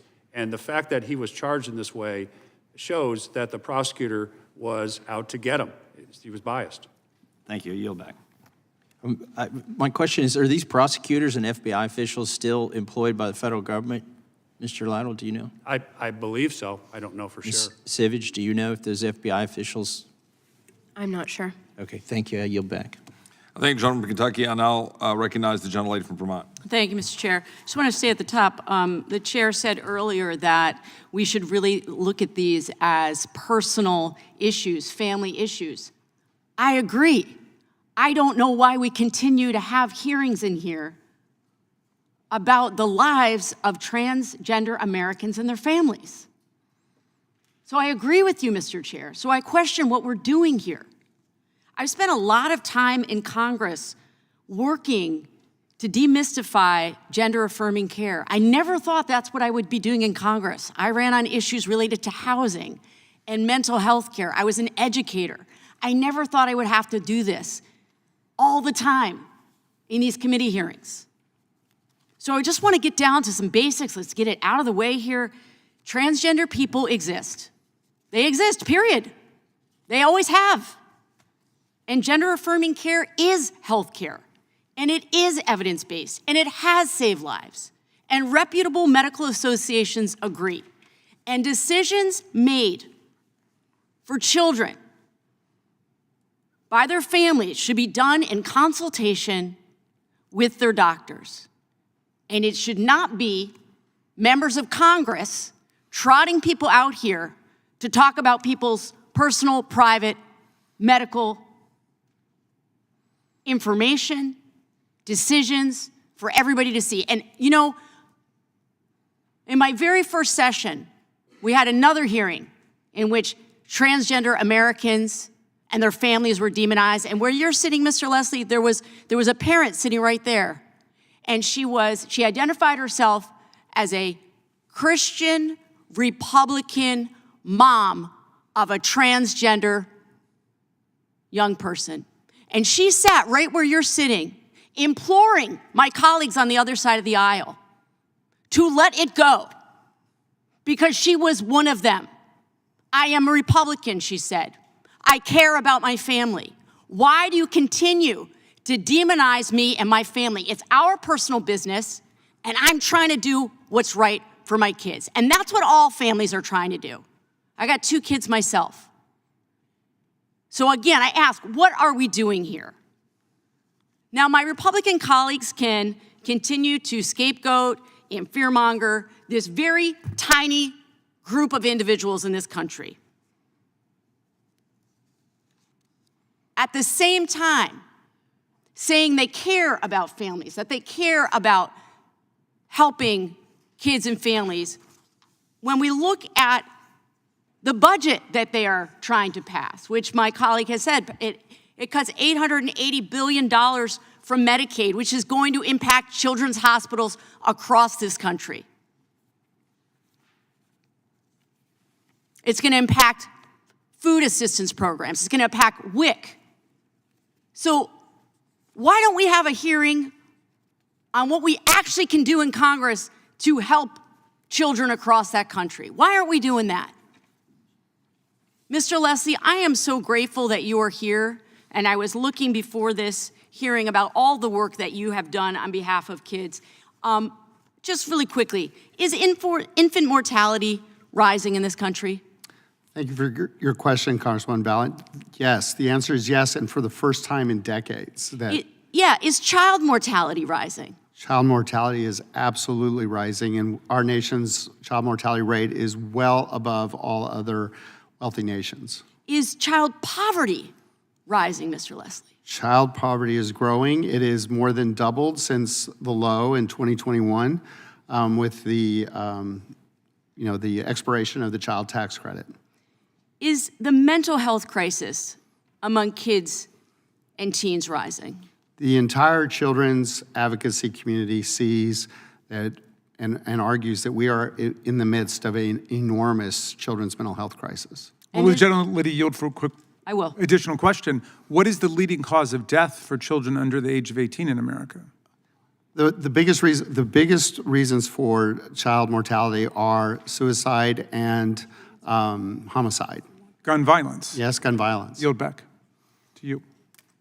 And Mr. Leslie, given that the number of trans Americans in this country is hovering at about 1%, do you think we would be better served by really focusing on policies that would help all children and all teens? And what are some of those programs, just briefly, that we should be focused on? Absolutely. I mean, we believe strongly that medical decisions should be made by doctors, parents, and children in this country. And we believe that we must improve Medicaid and the Children's Health Insurance Program, not cut it by $880 billion. We believe that we should be making sure that children don't go to bed hungry, and so we should not be cutting SNAP and WIC. We believe that education programs are fundamentally important, and I know that in the tax debate that's coming up, there will be a debate around the child tax credit. And one of the crazy things we Mr. Lozano, I ask you to wrap up your time because we're over the time. One of the crazy policies we have in this country is that when you have a baby and your income drops, you're susceptible to losing your child tax credit. Yeah. That makes no sense. Yeah. I think, gentlelady, for her questions, I'll now recognize the chairman of the committee, Mr. Jordan. Thank you, Mr. Chairman. Dr. Heim, on June 23rd, 2023, you get a letter from the United States Department of Justice, Southern District of Texas. Probably a day probably a letter that probably ruined your whole day, right? Well, so the agents came, this was a few hours before I was graduating from surgical residency. The ceremony was later that evening. I was meeting with my parents, my sister, I was going with my wife. And so when the agents came, I refused to speak with them. My wife had advised me to, not speak with them without an attorney present. Yep. But, we knew that it was so corrupt what they were doing, that there was a certain sense of defiance. So, we kind of celebrated this new part of our life. It was kind of a hard thing to describe, but something kind of came over us. First two sentences, this office is involved in investigations dealing with federal law violations. You are a potential target in this criminal investigation. So you didn't want to talk to these guys. You listened to your wife, which was good counsel and good advice, and good that you did that. But you did go get an attorney, and you got the guy sitting beside you. Is that right? Yes, sir. And Mr. Lytle, when you understood what was going on here, you contacted, just like you would as an attorney, you contacted the Southern District of Texas. You contacted the lady who signed this, the Assistant U.S. Attorney. Is that right? Yes, I did. Tell me about that conversation. Well, I reached out to her, as a defense attorney would always do when there's a target letter out there, because that could mean that they're going to charge the person right away. That's under department policies, that means they believe he's a putative defendant. Yeah, normally that means they think they got a slam dunk case on this guy, right? That's right. Yeah, and they're gonna negotiate some guilty plea. And you reach out to her, and what'd she say? Did she know anything about the case? She didn't know anything about the case. She had to talk to the agents, and she'd get back to me when she knew more about the She facts. signed the target letter, and she didn't know what the target was about. That's my understanding. Well, that was great. So then you had subsequent conversations, and I understand in one of these conversations that happened after you learned she didn't know what the heck was going on, even though she signed the letter that ruined his day, the day he's graduating from medical school. You have subsequent conversations, and she says, well, maybe he isn't a target, and maybe if he'd come apologize and say, pretty please, we'd downgrade it to a misdemeanor. Is that right? That's true. She sort of was a wink and a nod, like maybe we can pretend he's not a target. And I said that train's kind of left the station, and there's been emails with her calling him a target to me. And I said, I just can't do that, but why can't we talk about the case? And she still didn't know the facts of the case. She wanted to dead set to be interviewing Dr. Heim, which I didn't want to do that as a lawyer because I didn't want to reveal. I didn't know what she was getting at. And so they wind up charging him with the maximum, like 10 years, I think you said, the maximum they could charge. And they were so determined to get Dr. Heim, she was so determined to get Dr. Heim, even though he didn't violate HIPAA, didn't do anything wrong, that she not only threatened him, come talk to me, apologize, say pretty please, we'll make it a misdemeanor, she also went after your wife. She also went after Dr. Heim's wife. Is that right, Mr. Lytle? That's right. She alluded that she would not make any comments, or her agents make any comments about the background investigators for Dr. Heim's wife, as she's a new AUSA being hired, unless she became difficult. And I didn't really know what that meant, but I took it to being a retaliatory phrase, that if she's going to be involved in this, then there's going to be something that's going to come for her too. Well, what's she supposed to do? She's a lawyer. She's married to Dr. Heim. She's not supposed to give him advice or counsel or talk to him? This whole thing, any kind of HIPAA as a criminal case is so rare in this country. It's rarely ever prosecuted. But then in this context of this political debate going on, to come forward and charge Dr. Heim, it seemed just really out of control. It really was surprising to me to see this kind of a charge. I think begs the question, why did they do it? Why did they do it? This seems so ridiculous. Why this behavior? Why do you think they did it, Dr. Lytle, or maybe Dr. Heim, or maybe even Ms. Sivage? I can say that we found a lot of bias, a lot of conflicts of interest, a lot of connections to the hospital, and a closeness to these families. But at the end of the day, if there was any kind of issue, it shouldn't be handled in the criminal courts. It should be handled in the public arena, in the public debate. Yeah. Doctor? And, I think that they went after me so hard in order to send a message to everyone else. Of course they did. Because I saw it in my residency, right? The other people who thought this was awful, we actually had to meet in dark corners. We knew that we couldn't say anything publicly. And that's the point. It's to chill anyone else from stepping forward. It's why they went and raid Mark Houck's house with all these agents. Why they'd send multiple agents to the ATF goes into Brian Malinowski's house and he ends up getting shot. They thought he had like 6 gun violations. It's why they do it. It's to chill anyone else from coming forward. We will make life miserable for you, miserable for Ms. Sivage. We will do that because we don't want anyone else threatening the left's position. And that is the frightening thing. And I'll say one more. And I'll just say this and I'll let you finish. God bless you for doing it. God bless you for doing it. And Mr. Lytle for defending you. Thanks for stepping forward, having the courage to do so. And I'll say one more thing, right? They came after me in order to make my life miserable, in order to send a message. But they came after me, right, to make my life miserable. We're going to make their life miserable.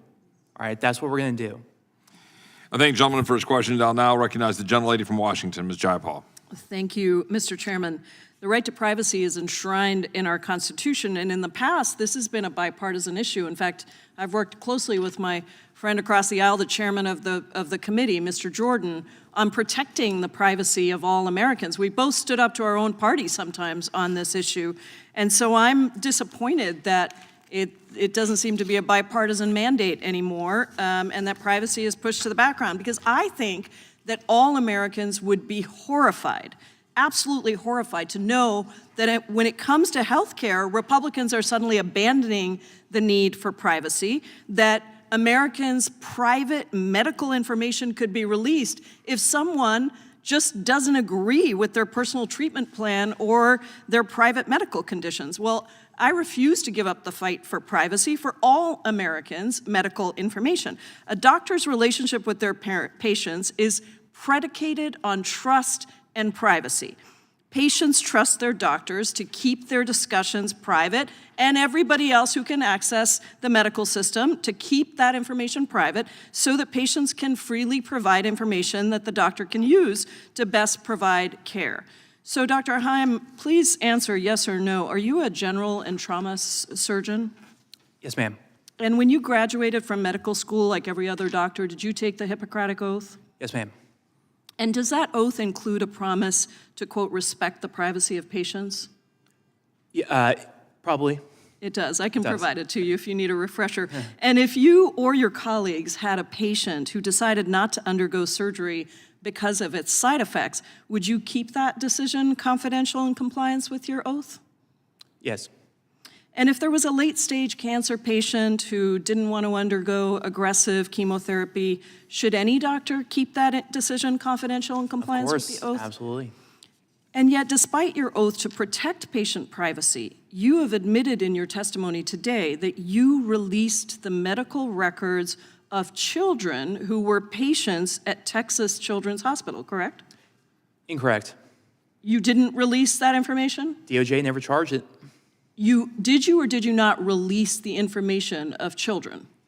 No, not any identifiable patient information. No. Actually, are you aware that the HIPAA violations do not just say you can redact a name, you actually have to redact multiple? Everything I released was HIPAA compliant as confirmed by the DOJ's charges. The removal of a patient's name alone is not enough to satisfy HIPAA's privacy rule requirements. The privacy rule requires de-identified health information to be stripped of 18 specific identifiers. Whether the DOJ is choosing to charge you, I need to look at exactly what you're alleging. But let me just ask you, did the children and their parents give you consent to release those records? I was, no. No. And all of your patients now have to worry that if you don't agree with somebody's choices of medical, whatever they're deciding to do, that you're just going to be the sole arbiter of when something should be released. And the basic claim is if you don't agree with whatever they're doing, then you have the right to access that information under false pretenses under false pretenses, access that medical information and release it? So we're now depending on you as the arbiter of When those children are being mutilated and sterilized, So right? the answer is yes. You decide when somebody's medical records should be released. Any American out there is going to look at you and say, oh, I see, Dr. Heim is the arbiter of whether or not my medical records should be released and whether or not I should actually pay attention to HIPAA. Is that correct? Yeah, so first of all, it was never under false pretenses, right? That entire allegation was incorrect. The DOJ's own evidence confirmed that. Let me just stop you, Mr. Heim. So when children are being because, mutilated Mr. and Heim, sterilized, I'm just going to I have a reclaim my doctor. time. I actually have the time, so I'm going to reclaim my time because I have something very important to say. Look, I think privacy is critically important. It is also true that transgender children are literally 1.4% of all adolescents and teens, and they are facing a massive torrent of bullying and cruelty from Republicans, members of this committee. And when you heard Mr. Leslie say that suicide is the #1 cause of death amongst young people, what you have done and what these Republicans have done is absolutely shameful in my view, that you are continuing to go after and bully transgender children and their families who literally are doing what their doctors have told them, what they know medical research to be safe, and you want to be the arbiter of when medical information is going to be released? The gentlelady's time has expired. I understand. I don't believe that any American would want their medical records to be released, and I hope that my colleagues who have been with me on privacy would understand that this is a grave violation. Thank you, Mr. Chairman. Do you have any response? Nothing could be more untrue, right? You have people who are undergoing the mental anguish of believing that they've been born in the wrong body. What these people need are not the most powerful chemicals humans have ever discovered. What they do not need, the most radical surgeries ever invented by humans. They need people to listen to them. Point of order. What these doctors are doing Time is are harming expired. these We can people. submit an answer. Mr. Chairman, I have a unanimous consent request. Gentlelady's recognized. Thank you. I would like to enter into the record the second superseding indictment, not the one that was brought by the first prosecutor, but the second one, where on page 3, it specifically says that Dr. Heim was under false pretenses, accessed the information that he needed and released. The Department of Justice. Without objection, and you'll have a chance to respond to that in the next set of questions. We're going to have to recess because votes have been called. So we're going to recess subject to the call of the chair. I will tell you that based on the vote estimates, I'm going to guess it's going to be just slightly after 4 o'clock. So the witnesses will be able to go back to the back. And if everybody want to come back, let's come back, because immediately following votes will start pretty quickly. Let's try to rush back after votes. And that we're in recess.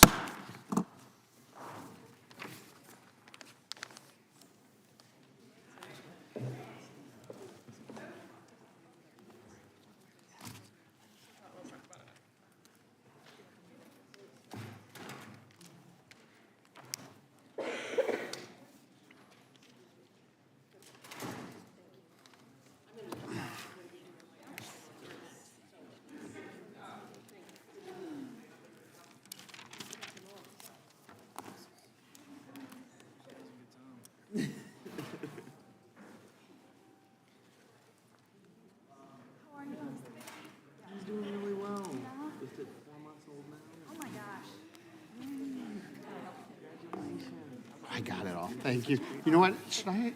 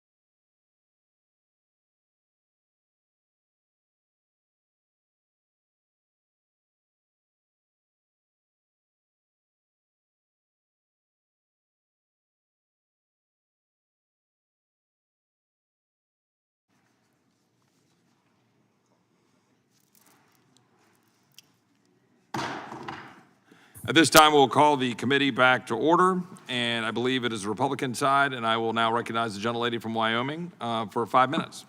Thank you. Mr. Leslie, what is the success rate of sex change procedures for children? If you look at the testimony from medical societies, they indicate... It's zero. You can't change your sex. So it's zero.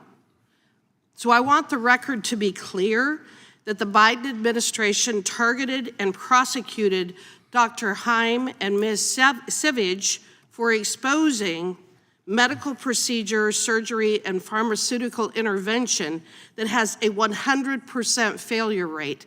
Am I correct, Dr. Heim? That is exactly correct. Dr. Heim, you have exposed the fact that medical providers were providing dangerous and illegal treatments to minors. And both the Biden White House and the activists who are actually running the show behind the scenes didn't like what you were exposing. Isn't that also correct? That's correct. And do you think that their subsequent federal pressure was brought to bear on you was that merely a coincidence, or was it to try to stop you from exposing what they were doing? It was in order to prevent me from exposing what they were doing and to silence other whistleblowers. Okay. Ms. Savage, what is gender dysphoria? And I ask that question because I'm a pretty well-educated person and pretty well-read person. This is something that we didn't even really know about or talk about 3 or 4 years ago. What is this? Gender dysphoria is when a child is confused about their birth identity. And that the key there is the confusion, because the problem is not in the physical body of the child. The problem is in their mind. And so why are we pushing as a society a solution that will irreversibly harm and sterilize children's bodies when truly the problem is that they're confused about their birth identity in their mind? And so part of what I've done here and part of why we're here today is to affirm and to celebrate ultimately God's design for our gender and sexuality, and that is something that should be defended. Well, are there industries that stand to benefit financially from these procedures, these industries?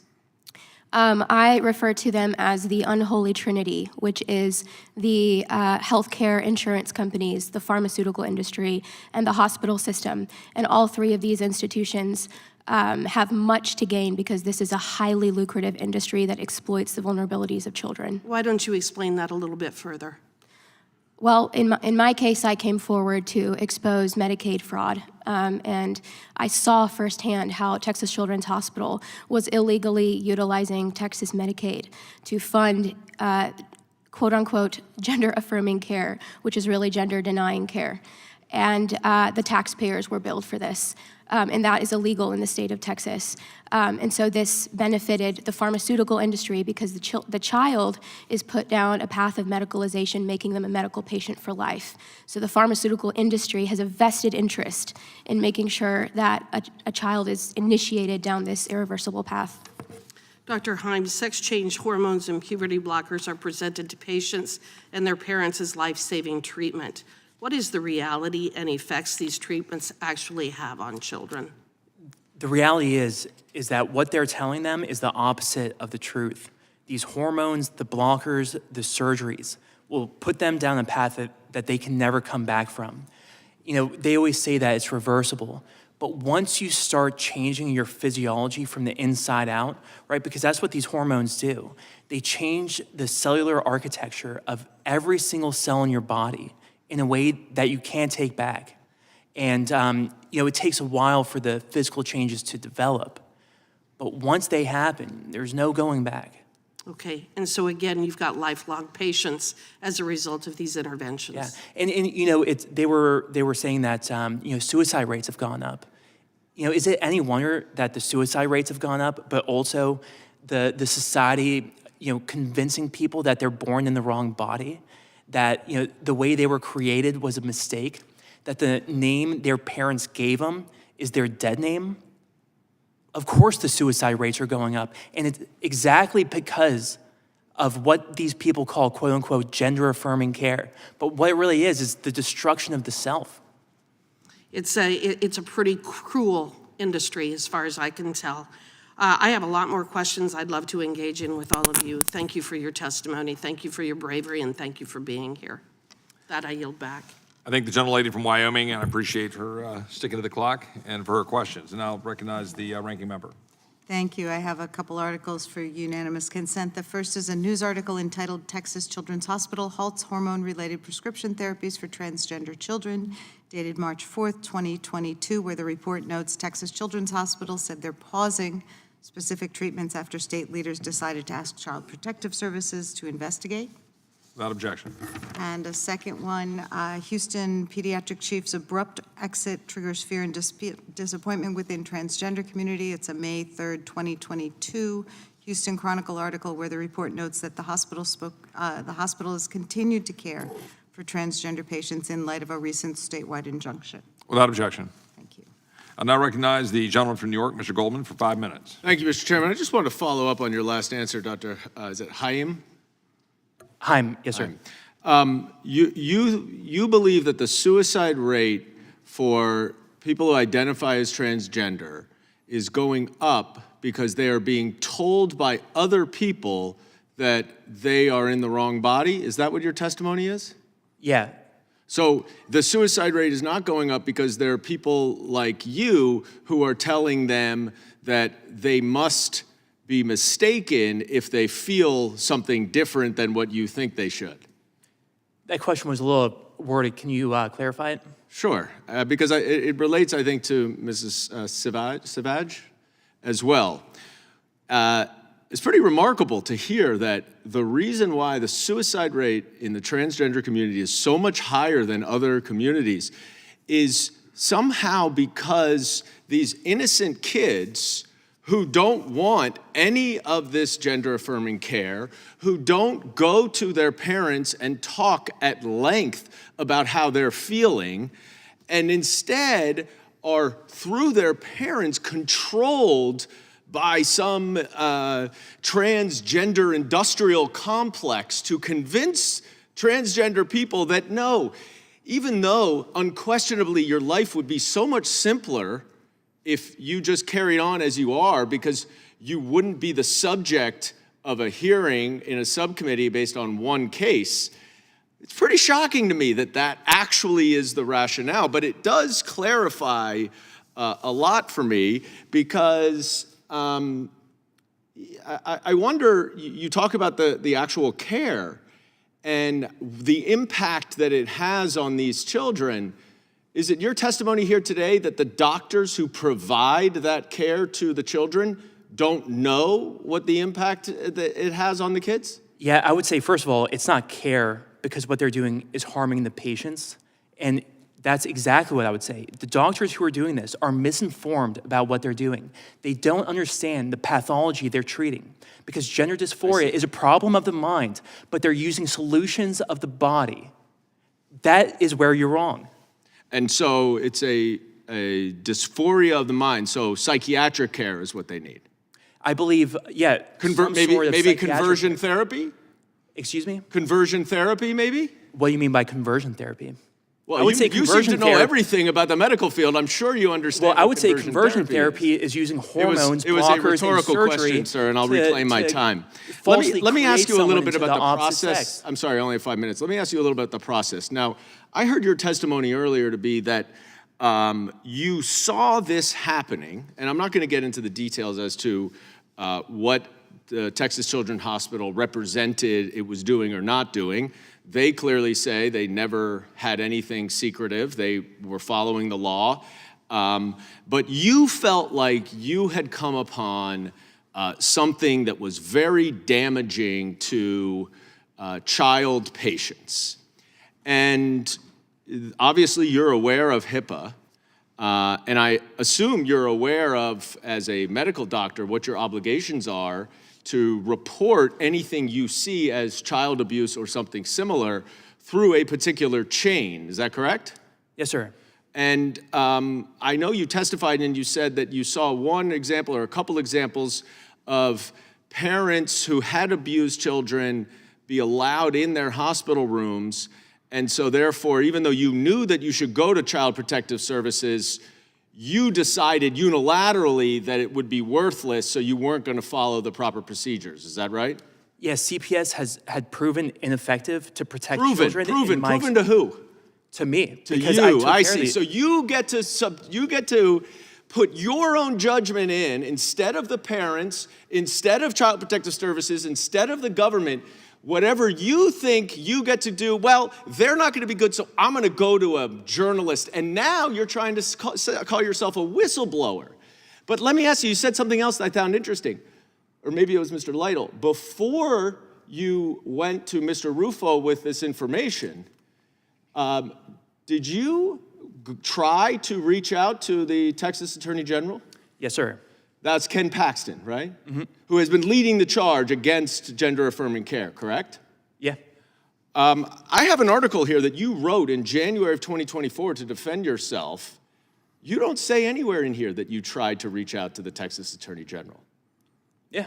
So which is true, the article or what you're testifying to here today? I'm testifying here today that we reached out to Ken Paxton's office before the story was released in May of 2023. And you didn't hear back? No. I have a unanimous consent request. I'd like to introduce this article written by Ethan Haim here, not on my watch, it's Eye on the News, The Social Order, Healthcare, dated January 12th, 2024. Without objection. I'll now recognize myself for 5 minutes. We had, as I mentioned earlier, a witness last year named Chloe Cole I've become friends with and come to know who testified here. She's one example of many of people that I've met and come to know through her and through others. And in testimony, this is similar testimony, it wasn't the exact testimony she gave here. She mentioned that she's a detransitioned 18-year-old woman, now this is older, this is like last year, from California who went through the process of medical transition between the ages of 12 and 16. And then she goes through and describes how it happened, how she was pushed by social media and how she was pushed by medical personnel to go down that road. And then she goes through and explains, because this is relevant. I'm going to ask a question about what Children's Hospital was up to in Texas. She said, quote, "I've suffered a multitude of complications from the blockers, from the cross-sex hormones, and the surgery." She had a double mastectomy. "My quality of life is still being impacted to this day. I had my puberty blocked when I was already about 4 years in. So I started experiencing some menopause-like symptoms, severe hot flashes and itching all over my body. This went away after I stopped taking them, but I still have joint pains and shooting pains in my spine. During a consultation for testosterone, I was told by my endocrinologist that I would experience vaginal atrophy. I was not informed that this atrophy actually affects the rest of the organs in the pelvic region." She wanted to go to explain more, that she would be unable to breastfeed. It's horrific. It's absolutely horrific. What I want to point out is I heard one of my colleagues said on the other side of the aisle, I think he was asking you, Dr. Haim, about whether or not Children's Hospital was engaging in surgery. And I want to just stick real quick to your allegation that Children's Hospital was continuing to engage in puberty blockers even after what was happening on with Texas with respect to the law in Texas. Oh, yeah, I mean, they were absolutely doing the surgeries after they said they were not doing They were doing puberty blockers and surgeries. Well, the puberty blockers are surgeries. Okay, right. To implant the devices into the child. And that was absolutely happening. That's your testimony. Absolutely. There's evidence of that. And Ms. Sivage, can you explain a little bit more detail about why that is so horrific? Absolutely. I think there are so many harmful effects from implanting puberty-blocking devices and administering some form of testosterone or estrogen therapies to children. Some of those effects include ovarian atrophy, where prolonged testosterone, taking prolonged testosterone for a female will result in ovarian atrophy, which ultimately results in menstrual irregularities and then the cessation of the menses, ultimately culminating in infertility, the inability to conceive and to have children. Mr. Leslie, a quick question in your work, and I'm going to try to ask some quick questions, got limited time. Do you believe the government should intervene when parents refuse to provide their minor children with access to gender dysphoria treatment? At First Focus, we believe that medical decisions should be made by doctors, parents, and children. Right, but yes or no? If the parents don't want to do it, should doctors be able to intervene? Doctors, parents, and children should make medical decisions But if the based upon doctors are best trying to do practices. it without the parents and the parental consent, should they be able to do it? Parents and children should be involved in all medical decisions. Involved. Should the parents be making the decision with the child? Yeah, in conjunction with doctors, though, like not. All right, if the parents don't agree to do it, does that constitute child abuse? There are cases where there's medical neglect but that's not my expertise. What I'm telling you. Is it true that you published a column stating the following, that, quote, on the other hand, children are less powerful than adults and are particularly vulnerable for physical, emotional, and sexual abuse, but also abuse of power by parents? In one article. In another article, April 25th, 2021, you published an article stating there is no doubt that children need the support and protection of parents, but children also sometimes need protection from actions by parents and government that threaten their health, education, safety, and well-being. In other words, do you think it's abusive if parents choose not to pursue this path? Yes or no? The path of gender dysphoria or generally? Because what I was talking about in those columns were things like abuse and neglect that have to do with what Dr. Heim talked about was things like, he testified that there's intentional starvation, cigarette burns, those kinds of things that then he sees that the parents are still in the room. So I agree with him that in those sorts of cases, we should actually have protections for kids. Unanimous consent request. Yeah. I would like to insert into the record an article by Mr. Leslie, How Parental Rights Bill Threatens the Health, Education, and Safety of Children. Another article by Mr. Leslie, Governor DeSantis should veto Florida's tragically flawed so-called Parents' Bill of Rights. A number of tweet threads by Mr. Leslie on the same topic. And then a First Focus Campaign for Children letter that I believe that Mr. Leslie authored, dated January 12, 2024, to Tim Scott and Virginia Fox on similar topics. Without objection, I'll now recognize the ranking member. Thank you, Mr. Chairman.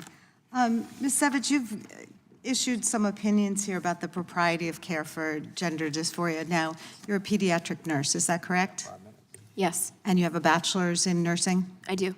Okay, and you received that when, 21-ish? When did I graduate? Yes. In 2015. 2015, okay. And as you described your job, you were working as a clinic nurse where your duties were refilling prescriptions, acting as a liaison between doctors and parents, and obtaining insurance authorization. Is that correct? Yes. Okay. You don't have a medical degree, is that right? I have a nursing degree. Right, but you don't have a medical degree, correct? No. And you don't have a psychological degree? I have common sense. Okay, but you don't have a license to practice as a psychologist, a psychiatrist, or a doctor, And is I know that the correct? difference between right and wrong. Yes, ma'am. So you do not have those things. Okay, moving right along. Mr. Leslie, you testified earlier that child poverty is rising, and we know that's happened since the elimination of the expanded tax credit. Will Republican budget cuts make that problem worse? Depending on what things we see after the in the aftermath of the budget resolution, absolutely, depending on what kinds of cuts. And we're very concerned that what we're seeing is that they may just be disproportionate to kids. And that's the kinds of cuts you talked about earlier with respect to SNAP and WIC and Medicaid, which is funding CHIP for children's health insurance? Absolutely. I mean, CHIP, the Children's Health Insurance Program, was a bipartisan piece of legislation that is universally supported by Democratic, Republican governors all across this nation. And the polling in America shows that it is the most popular, and people strongly oppose cutting CHIP. I've had a long time concern about children's hunger. Yes. And SNAP has been proven over decades to be a really effective way of alleviating hunger, as have school lunches, school breakfasts. We've already seen cuts from this administration eliminating millions and millions of dollars that go towards school lunches.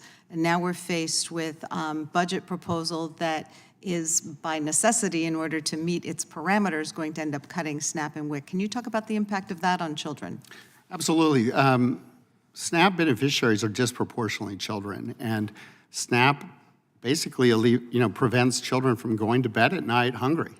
And some of the summer meals programs, I mean, those things are also being targeted. It is enormously important to reducing child poverty as well. It has huge ramifications for families. And we know, I mean, I testified earlier, my parents were educators, and they would speak often about kids coming to school hungry, and they had a food drawer, both of them, and they would give kids food because kids would come to school hungry, and you can't learn when you're hungry. Yeah, I think the image of a kid going to bed hungry it tugs at the heartstrings. But having spent a significant amount of time in the public schools, kids who come to school hungry absolutely don't learn. Are we seeing child hunger on the rise right now? We are seeing child hunger on the rise. It's more than doubled since 2021. Another longtime concern that I've had has to do with our streets, and you testified earlier that gun violence is now the #1 killer of children under 19, both through suicide and through homicide.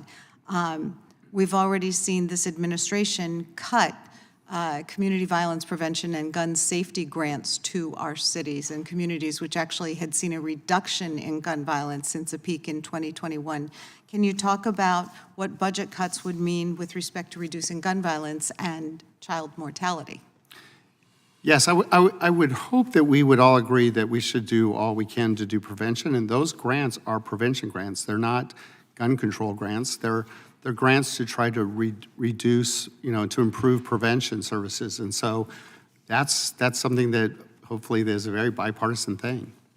Another thing that hit the news over the last week was the fact that DOJ and the administration fired everyone at the federal government, all 15 people who administer the LIHEAP program. And LIHEAP provides emergency funding to heat homes in the winter or cool them when it gets so hot in the summer. So with no one there to administer the program, the remaining $400 million for this year and whatever isn't cut from the budget last year can't go out. What does a cut to LIHEAP do to kids? Oh, it's huge. I mean, I grew up, as I said earlier, in El Paso, Texas. It's in the middle of the desert. It gets to be over 110 degrees. My wife is from the state of Maine. It gets freezing up there. Same thing. Her family's in the home heating oil business. LIHEAP is huge for no matter what end of the country you live in. Mm-hmm. And life-saving, I would argue. Yes. Really want to thank you for your testimony, and I yield back.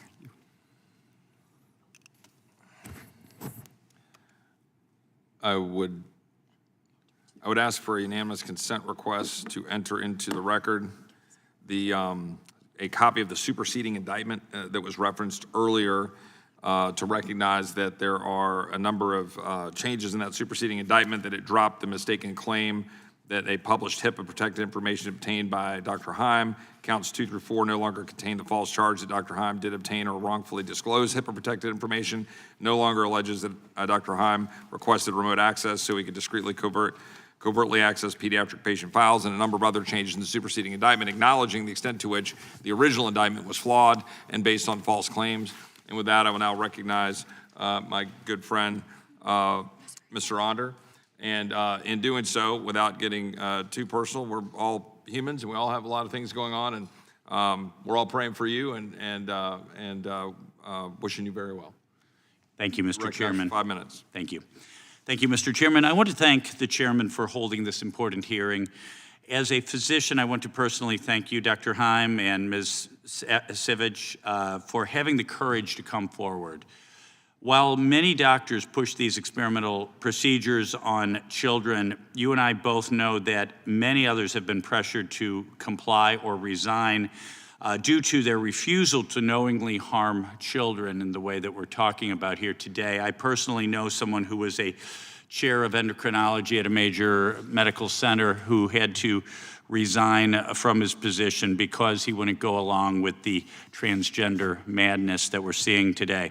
Whistleblowers like you should be applauded as heroes, not the subject of federal investigations. One whistleblower who I believe we're all familiar with in Missouri, Jamie Reed, came forward about the blatant disregard for children, and she was a true believer. She was a true believer. She thought she was doing good by these so-called transgender children. She was working at the Washington University Transgender Clinic at St. Louis Children's Hospital. Washington University happens to be my alma mater, and I've been aware of this clinic and advocated for its closure for years. And that's why one of the first bills I introduced when I came to Congress was H.R. 2387, the No Harm Act, because we as doctors take an oath to do no harm.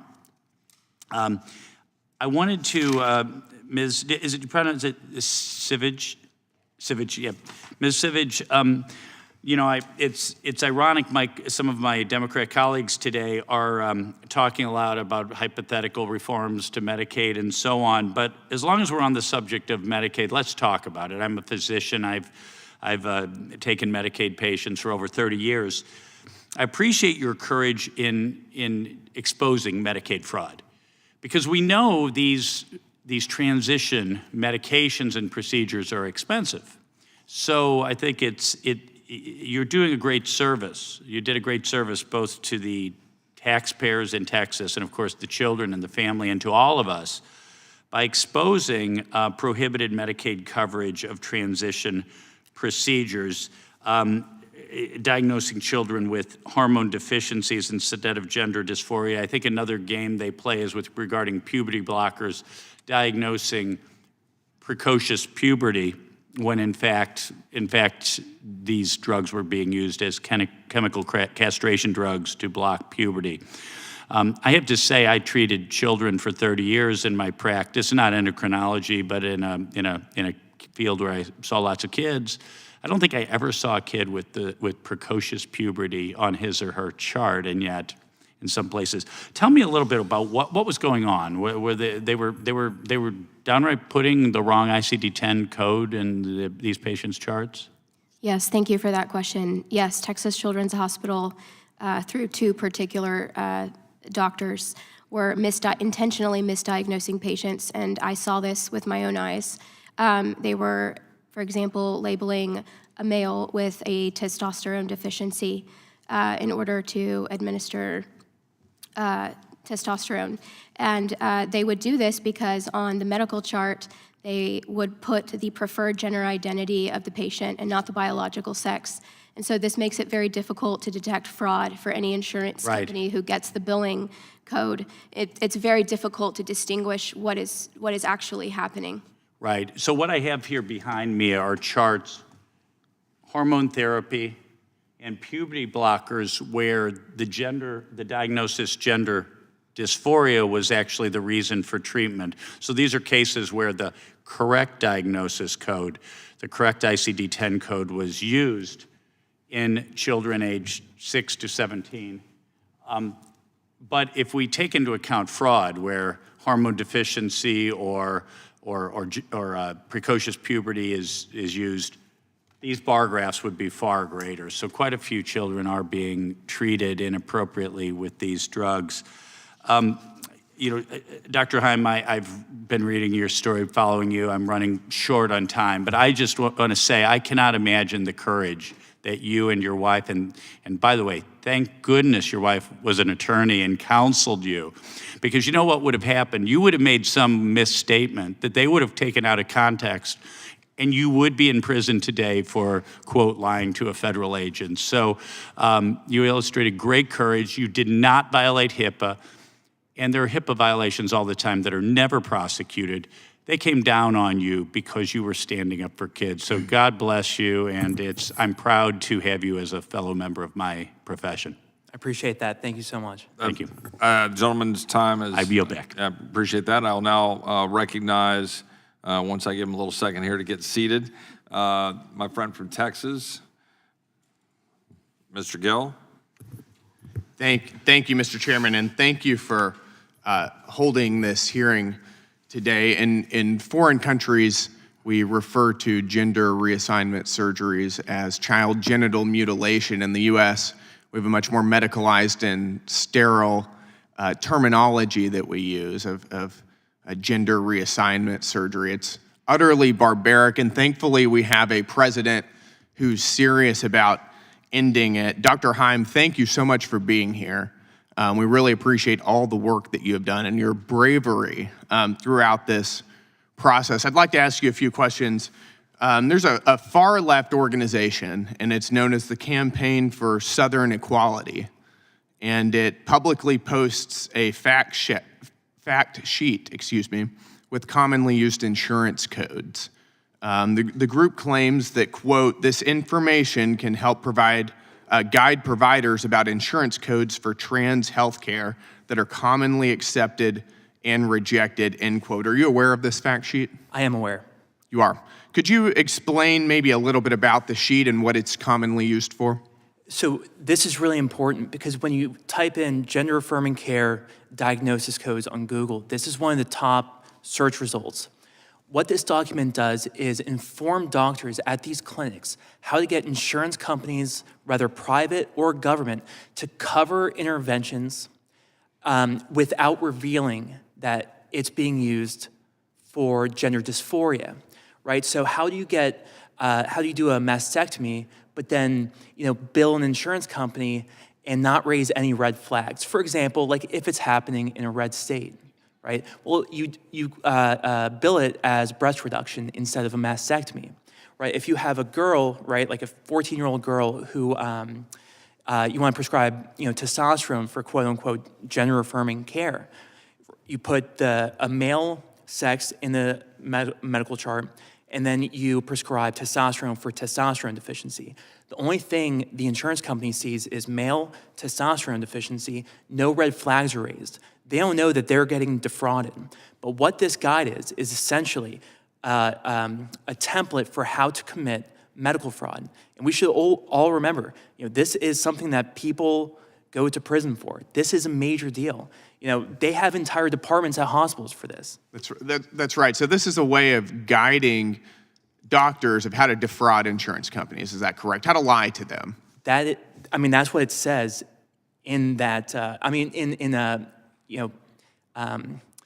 Other language, right? They try and dress it up and make it sound nice, but that's what they're saying. And this is something that could and likely is being used to subvert the president's executive order. Is that right? Oh, yeah. It's my suspicion this is happening all over the country, especially in red states. And in your time in the medical field, have you seen this tactic being used to defraud insurance companies or to misrepresent surgeries that are being done? In my personal practice, no. No, because it's such a big deal. Right. Everything you do has to be by the books. Everything you write on a medical chart has to be true. It has to support a certain diagnosis. That diagnosis has to be related to a treatment. If there's any break in that link, that's a big problem. People go to prison for that. Have you ever heard of a healthcare provider using some of these tactics or using a wrong insurance code? Yeah, I've heard about it, and those people are in prison. Mm-hmm. And you suspect, to be clear, that this is currently a recurring practice? Yeah, and there's a few cases in Texas where the Attorney General of Texas has, and of course this is before litigation. We have to remember that people are innocent until proven guilty. That he brought 3 doctors in Texas up for violating SB 14, right? For a similar scheme which has been outlined in his suits against them, where they're using false diagnoses and then misrepresented sexes in order to bill insurance companies to conceal, quote-unquote, gender-affirming care in Texas after the passage of SB 14. Mm-hmm. Yep. Thank you, Dr. Heim. I'd like to yield the remainder of my time to the chair. I appreciate my friend from Texas. I appreciate the witnesses. Ms. Sivage, earlier, your credentials as a nurse were challenged, I think, with respect to your ability to make the observations you came here to testify. Would you like to respond to that? I would, yes. The sterilization and the medicalization of children is not life-saving in the same way that the dismemberment of the unborn in the womb is not health care. And that does not take a person with credentials to recognize that. Thank you, Ms. Sivage. I appreciate the witnesses. That concludes today's hearing. We thank the witnesses for appearing before the subcommittee. Without objection, all members will have 5 legislative days to submit additional written questions for the witnesses or additional materials for the record. Without objection, this hearing is adjourned.